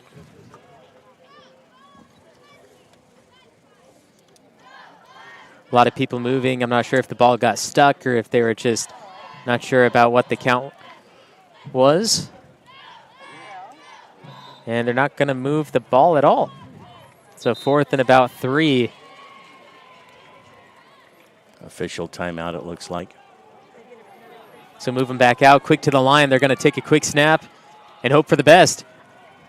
Leveros, right side. And a huge stop as Leveros gets taken down. The stop of forward momentum will probably put him for a gain of about 2, but it's not going to be enough anyway. So the Hughson Huskies take over on downs deep inside their own territory. He pushed through, trying to follow Elkins, and finally dragged down. That could have been close to a horse collar tackle, too, around the nameplate. We've seen that missed a few times, so you call it one way the entire game, and you do it all the way until the end. So good job by the referees. It's good to be consistent, right? You want to be consistent. Hughson with the ball from their own 18 on their last drive. Started from the 31, took them 10 plays to score, and now they find themselves down by 6 late in the third quarter with the ball. That's the first time Summerville has been forced to turn over on downs, I do believe, this entire season. Now in the gun. Pass into the flat, cuts upfield for a few yards and keeps his feet moving about to the 32. Larkin Meyer, one who scored the touchdown for them from 20 in their last possession. Big yards, open field, nice pass right where he needed. Elkins just a little too far behind. Now's the time to start giving a little extra Gatorade on the sidelines, keep your energy levels up. This heat and the humidity here, it's still 90 degrees.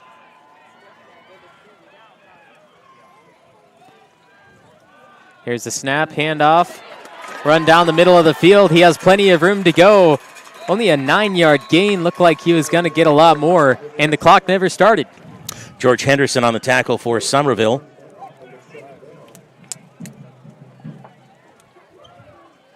It's a nice play. Find a nice hole and was able to gain some nice yards. Scoreboard operator lacking a little bit there. Didn't start the clock on that last play. The referee's now realizing it a little bit later. It's like we have a third commentator on the team here. Mike Seuss keeps texting me watching certain players. He likes to watch the line. He always coached the lines at Summerville. He says number 77, Navi Arechi, is a big guy. He's probably going to play on the next level. He's a junior, 6'4", so we'll keep an eye on 77 here and see how he's doing. Final minute of the third quarter. Hughson from the 40 looking to throw again. It's Larkin on the edge, dodging tackles left and right. Flung down to the ground hard by the Bears defense, number 58, Tristan Tarter. Wow, you got to wrap them up, right? Isn't that what we talk about in ball here? You got to wrap them up. I wonder if the Bears are getting a little winded out there. That's Elkins again, was so far behind that receiver. That's the second time now, and of course that receiver's the one that scored the 20-yard touchdown pass earlier. So here comes Hughson now, waking up here late in the game. 25 seconds to go. The clock's running. Quarterback in trouble, having to take it himself. And swallowed up by the Bears after a 2-yard run. And it's not only the team that's waking up, but also the Hughson fans. All 7,000 of them here at the Husky Memorial Stadium. Big crowd. Yeah, I see what Mike Seuss has been mentioning here on number 77. You watch him there. He's the right end. And that'll do it for the end of the third quarter. It's a close game, 1 possession, 20 for the Bears, 14 for the Huskies. Back for the final 12 in just a few moments.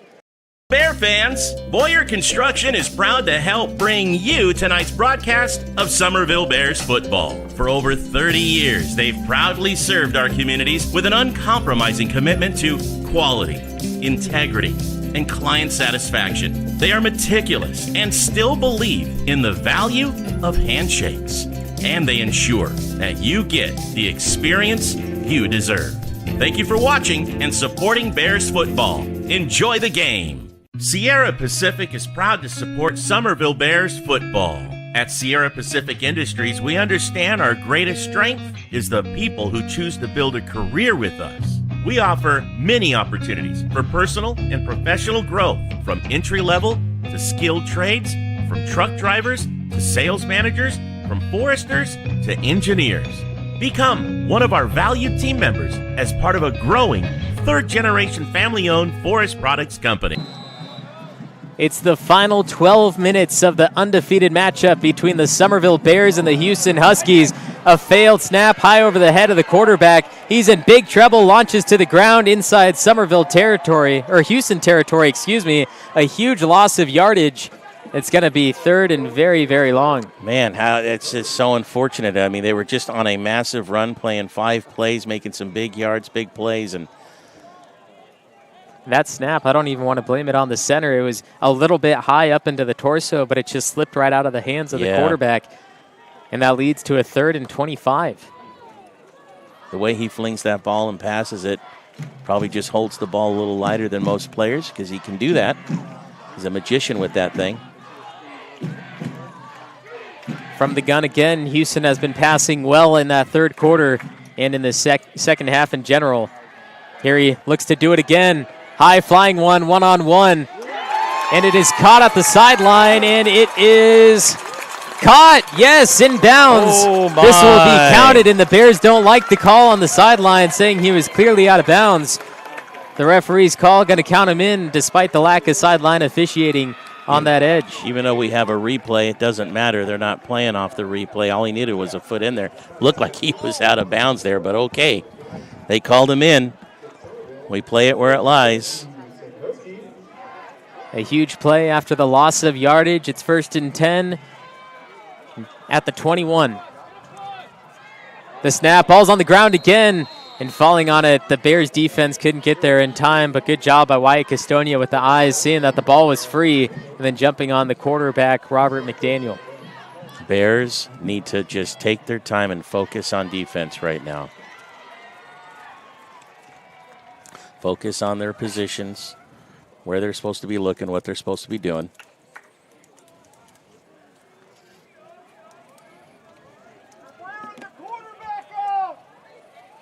Got to give it up for the Hughson Huskies, though, following through with the adjustments that they made that the coaches offered at halftime, because they've come out firing and made some big moves. McDaniel handed off. He's got some room. That's the fullback that we've seen multiple times, number 44, Liam Bridgeford.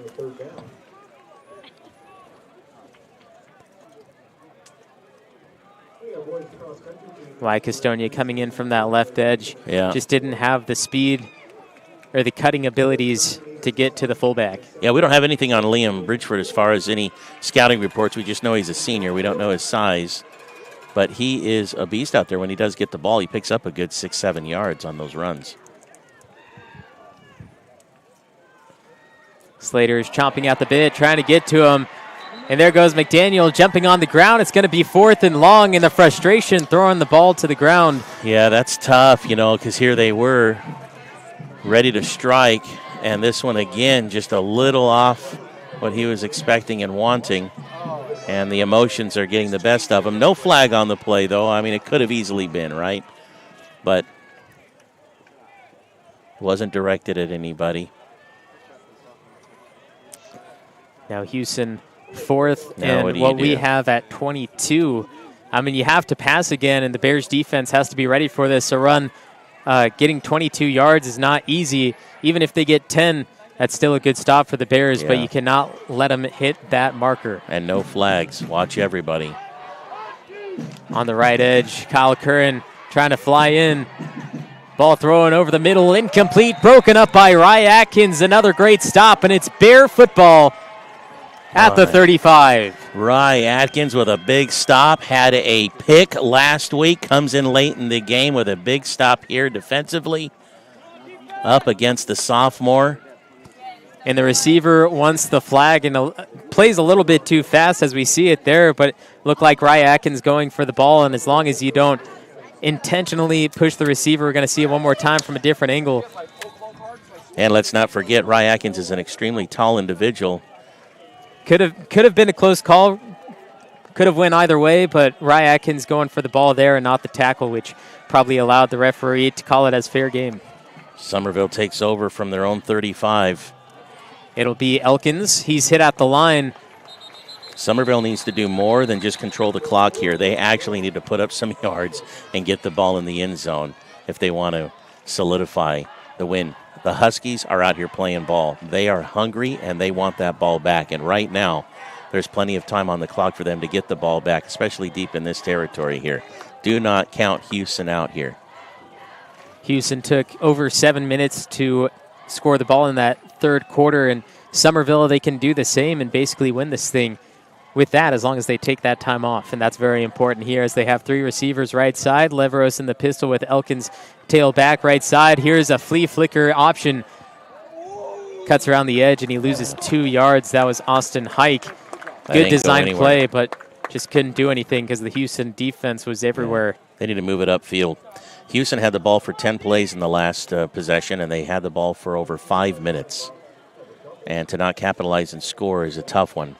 But right now, Summerville not only has to control the clock, like we mentioned, even though the clock is stopped because he ran out, they just burned a couple of plays off, and they find themselves 3rd and 12. This is not necessarily their normal style of play. They usually get 3 or 4 yards on every run. So Houston defense has made some adjustments. That's stopping Summerville. Leveros spins to the side. Elkins with the block. Leveros thrown to the sideline. Dean Tremoloni pushed out of bounds. And no flags will occur, so it is 4th down and 12 for the Summerville Bears. We'll see it again. Leveros has the help from Elkins right there. Pritchford was close on the stop, and some hand grabbing, jersey grabbing there, but not enough for the flag to come out. A 3 and out for Summerville after their last possession, going 8 plays and turning it over on downs. Plenty of time on the clock. Hughson gets it back, only down by 6. They had a rough possession the last one, but they scored on their first possession to start the third quarter. A lot of opportunities here, a lot of opportunities. Leveros punt lands at the 30, takes an extra 5-yard bounce and 2 yards forward for the punt returner. This will be from about the 27-yard line for Hughson. In 7 minutes, 27 seconds left on the clock. We mentioned Summerville trying to take 7 minutes off on their drive because Hughson did it. But now Hughson has the ball. They've done it before. They could possibly do it again. But you want to allow enough time for you to actually score because you do need that touchdown and some sort of extra point to win. Yep. They've got to do that. They held the ball for 7 minutes and 21 seconds on their first possession to start the second half, and they've got 7 minutes, 27 seconds here from their 28 to go. This is just going to be a battle of wits here. Who's the strongest? Who's got more wind? Who's got more energy that they can expel? Offset I formation to the right side. Slater looking to jump through again. Handoff to Villarreal. That's a few-yard gain. A good run for about 5. Make it 2nd and 5. You know, right now, Houston can actually play their game and slowly, methodically go down the field. They don't want to cough it up. They're going to want to score. But if you're getting 4 or 5 yards on first down, that's pretty good football. And again, that tackle on the right side, number 77, Navi Arechi. He's only a junior, but he's 6'4", 297. Already noted by some football coaches who are currently watching the stream saying, watch him on that right side. He's a beast. I formation, 2 targets left side. Here's the handoff again via Reel. And he stopped at the line, so 3rd and 5. Good stop by the Bears. Yeah, the Bears defense stopped that. You know, again, if you watch this replay, look on the right side. Number 77 blasts through and ends up going into the secondary, and had the ball carrier able to get past the first line, he would have had a blocker all the way downfield. Villarreal comes out of the game, and Robert McDaniel will head back to the huddle, and I haven't paid attention to who went in for Villarreal. I believe it's Bridgeford as the tailback there in the I formation. We'll see if they run or pass, but it'd be wise, obviously, to get the yards no matter how you do it. It's Bridgeford, cuts the edge, and he's close, and he's got it. First down for the Hughson Huskies. They continue their possession, and the clock continues to run.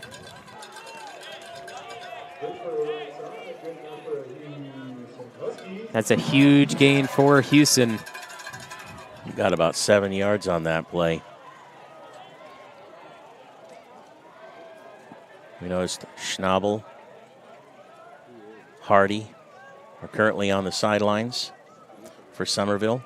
Tristan Tartar also on the sidelines for the Summerville defense. Leveros and company, defensive coordinator, might be throwing some bigger bodies out there, maybe fresher.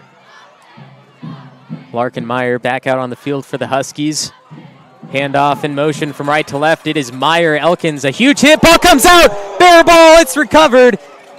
And it came out again by Reese Wynn, but the Bears say they have it.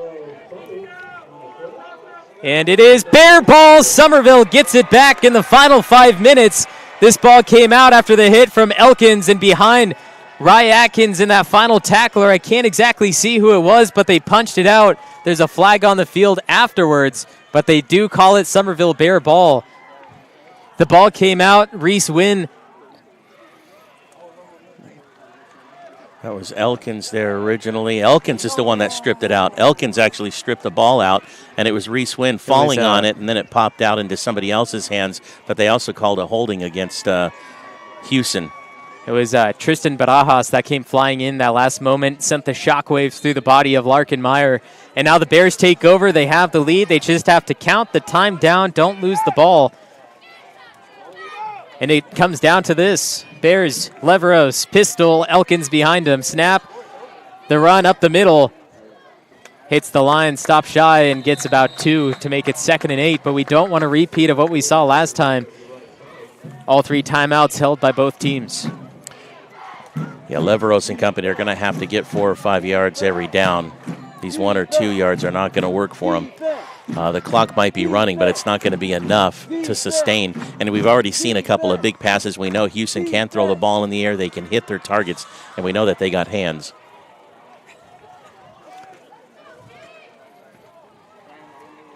Definitely need a few first downs. The score would be the best possible option, of course, but you need to still take those seconds off.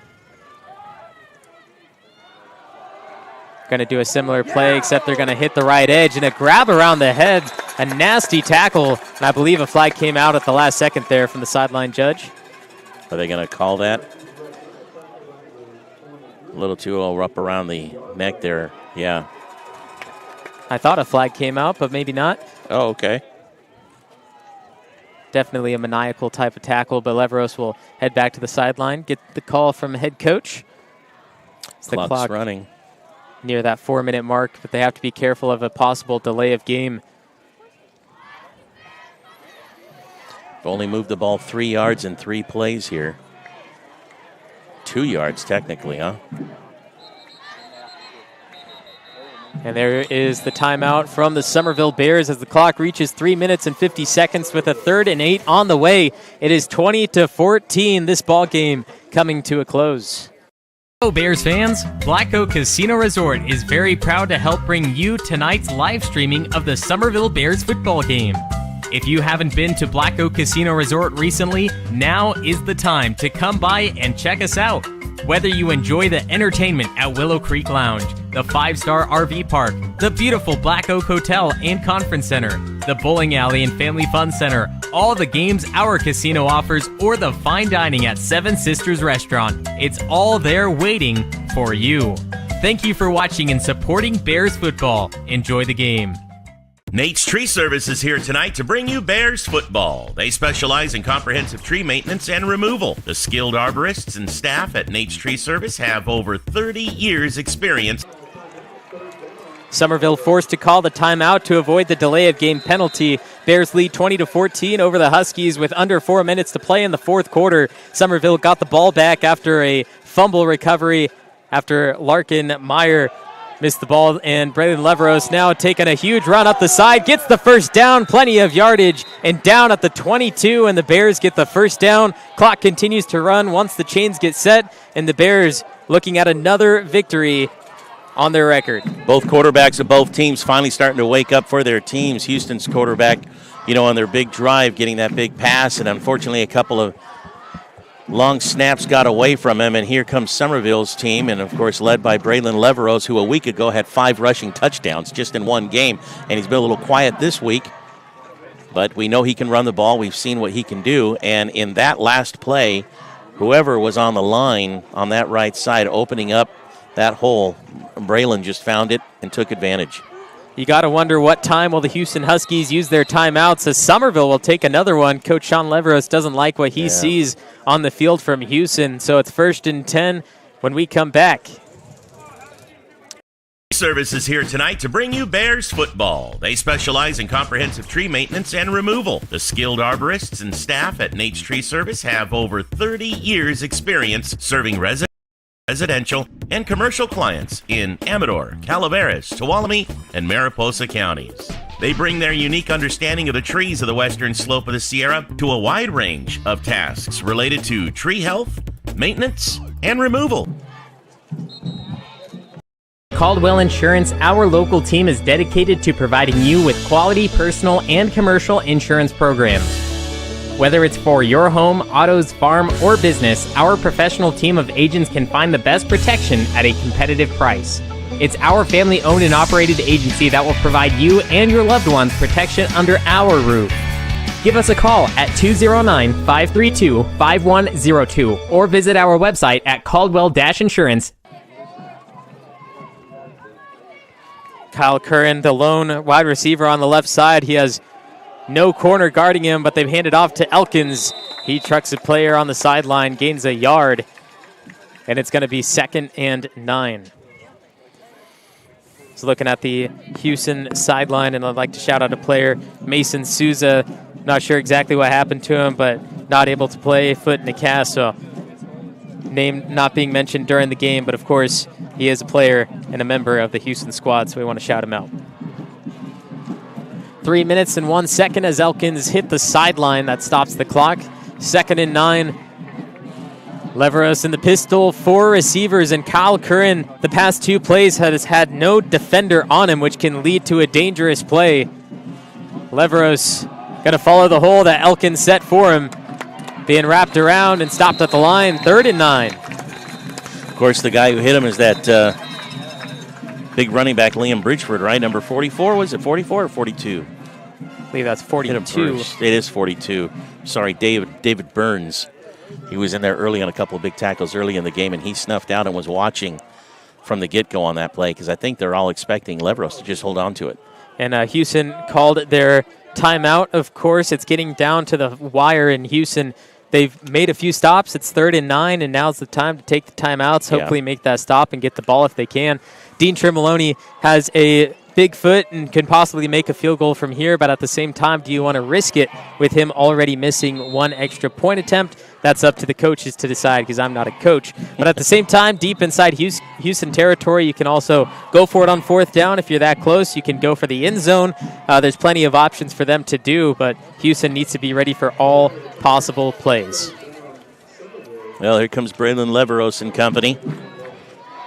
6-point lead, 2:50 to go with the ball, 3rd and 9 in the red zone. Nail-biting time for sure. Leveros got to run to the left side, cuts around the defense. He has a hole near the 10-yard line. The Huskies going to hold him close. One referee is calling him good, the other one at the line. waiting for that official call, but all referees coming to the point the ball has been marked at. I like how Braylon, even though he cut back to the right side, here he goes, 5 yards, 6, 7, he needed 9. He just went straight for it because he knew even if he was going to be short 1 yard, we're going for it. And that is a first down for the Summerville Bears. Hughson Huskies believe only 2 timeouts they have now with 2.5 remaining. Most likely will not be enough to stop the Bears and to get the ball and have a chance at the end zone as the clock continues to tick down to 2 minutes and 20 seconds, and the Bears just need to take a few plays. 8th play of the drive here for the Bears. They started at the 38. Hughson's 38. They've only gone 27 yards. Line gets set. Elkins the handoff. This has been and a there's going to be the series. timeout from the Hughson Huskies, take their second of 3.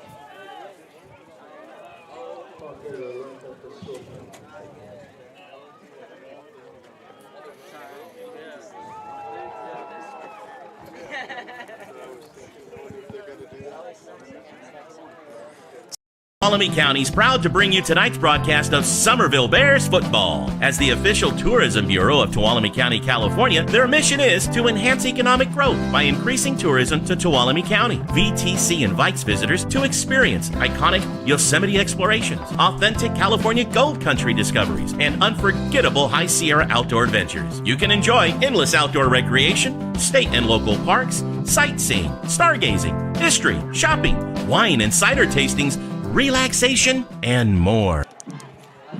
Thank you to the season sponsors of Summerville Bears football on NorCal Sports TV. Check them all out, their websites, phone numbers. Call them if you can. Use their businesses because they helped you bring Summerville Bears football this season. It is 2nd and 9 for the Bears in the final quarter of the game. 2 minutes to play, and the Bears lead by 6 over the Hughson Huskies, trying to stay perfect, make it 4-0 on the season. Leveros will hand it off to Elkins. He'll hit, spin, and the linebackers, with the help, will stop him. I believe a gain of 2. Sideline officials not agreeing on the final mark, and the Hughson Huskies take their final timeout as we see that run from Elkins one more time. 20-14, final 2 minutes right after this. Ranch Casino is a proud sponsor of the Summerville Bears Quarterback Club, and they support Summerville High student athletes. By working together, Chicken Ranch Casino believes we can all help elevate each and every student-athlete's game, both on the field and in the classroom. Lupo. It's a name synonymous with real estate in Tuolumne County and has been for more than 30 years. The latest member of the Lupo family to join the Tuolumne County real estate family is LeAnn Lupo at Keller Williams Agency. LeAnn is a Tuolumne County native and knows how special the place we call home is. A hard worker who truly cares about her clients. LeAnn is a special talent. And LeAnn is a Summerville High School graduate and huge Bears supporter, so give her a call and see what she can do to help you. If you see her around town, please thank her for helping to make tonight's live stream possible. 3rd and 8, Hughson out of timeouts. A low snap. Leveros picks it up last second, trying to use his speed. Drags around, forces his way, actually gets some yards, and it's going to be 4th and about 6, but somehow Braylon Leveros had the knowledge to pick up the ball, avoid the defense, and still somehow move the ball upfield. Man, he is a magician out there. They just ran their 10th play of this drive. They've only gone 31 yards in 10 plays, just trying to burn the clock off and get as close as they can. And now they find themselves in a precarious position with 4th and 6th to go. Even though Huskies have burned all their timeouts, Summerville is going to have to move in chains and try to get inside the 1 to get a first down or a touchdown here. Otherwise, they're coughing it up to Hughson. Looks like they're setting up for a field goal, and this will make it a 23-14 game. And Summerville has now called a timeout. 2014, Bears back for the 4th down play right after this. Bears fans, Nate Saw Mower is pleased to support tonight's Bears football broadcast. They're your go-to retailer when you need a steel project to do the job, at home or at work. Visit their store, where friendly, knowledgeable staff will assist you in finding the right steel for the job, whether it's a chainsaw, blower, trimmer, pressure washer, or anything in between. Nate's Saw Mower on Longeway Road in Sonora. Oh, man, they play Escalon next. 20-14, the Summerville Bears lead the Hughson Huskies. Live from Husky Memorial Stadium, I'm Levi Flores along with my dad, Justin Flores. Thank you for joining us all night long as high school football has hit the gridiron once again. And now Dean Trimolone, who's only missed 2 field goals on the season, looks to win this game. 23 yards out. Yes, the Summerville Bears knock it through. Dean Trimolone makes it a 23-14 game with 1:03 on the clock. And the Summerville Bears will take this one home and remain perfect on the season. And the Summerville crowd, you can hear them from across the stadium chanting and cheering for their Summerville Bears. 23-yard field goal.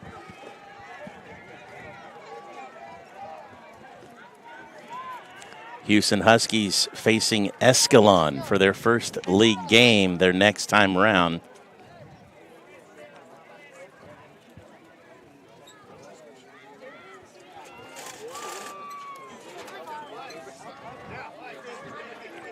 Dean Trimolone, the kicker that Summerville has been relying on the past few seasons, comes up strong in the end of this one, knocks it through one more time to defeat the Hughson Huskies, where last year a failed 2-point conversion lost it for Summerville. And now they make their revenge for the second week in a row, losing to Waterford 2 times last week, winning their first game against Waterford in history. And then today, Summerville will move on to 4-6 in games against Hughson.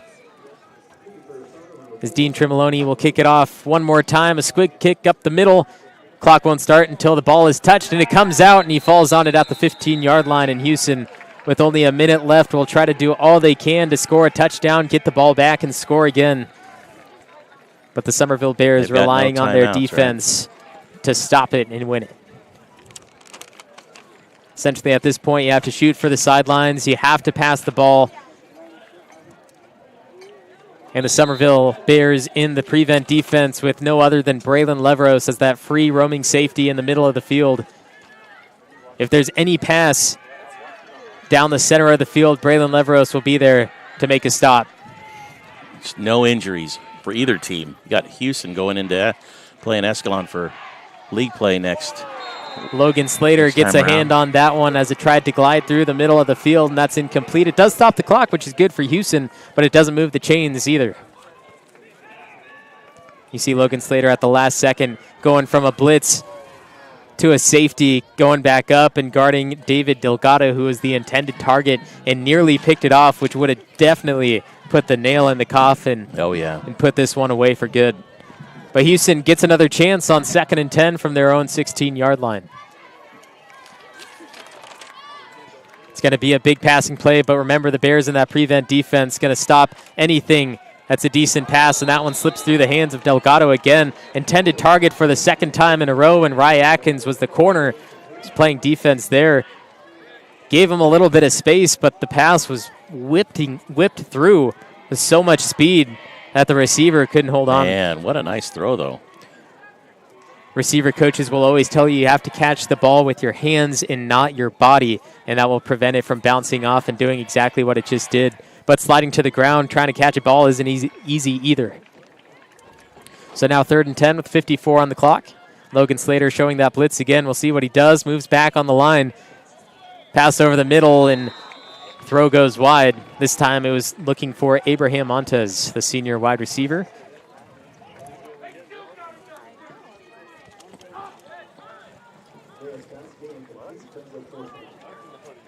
So it's 4th and 10, and Hughson will probably try to do it one more time and just move the chains. The game's not over till it's over. Play till the final whistle. That's right. You only have about 10 games during the season, so why not take full advantage of it, get as many plays as you can, and get those players the ball that maybe haven't touched it before. They've only taken 13 seconds off the clock since they've had it after the kickoff through those 3 plays. Pass is caught this time, and it's just shy of the first down marker. We're going to see if they count it or not.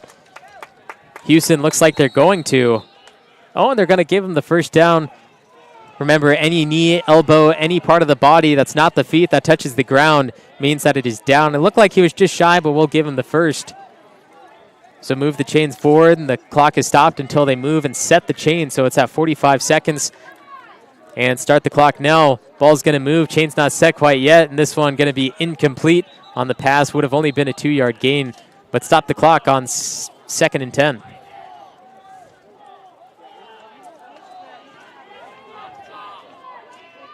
Actually, they're going to say they caught the ball, so it's 2nd and 8. They're going to spike the ball, stop the clock to make it 3rd and 8, and they're going to have another chance as they stop it directly at 30 seconds, and they'll meet up for another play.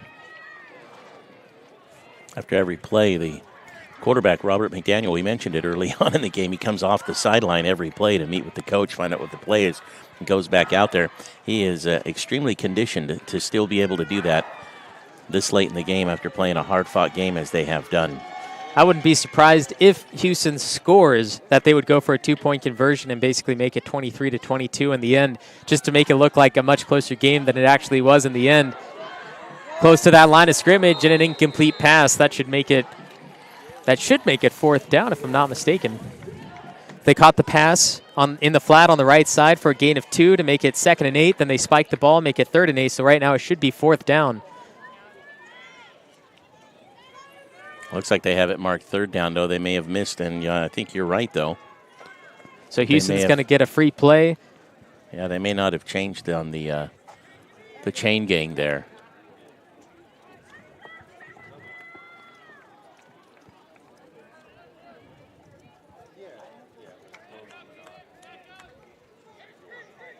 Hughson trips to the left side, one man right, drops back. Kyle Curran quick on the defense, and there's another incomplete pass, but now they're going to get that 4th down play, or the 5th down play, I should say. Here's Kyle Curran. You see him rushing in, and the offensive line for Hughson kind of just gave up and let Curran do whatever he wanted to get around.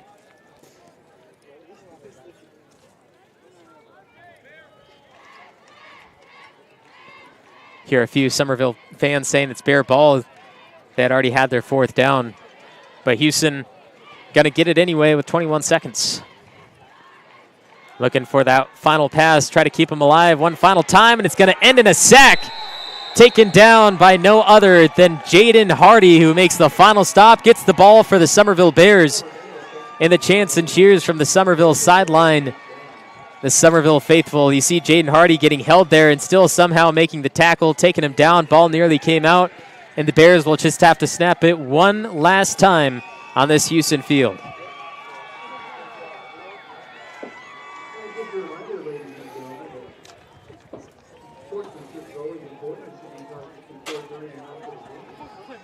What a fantastic game from both teams.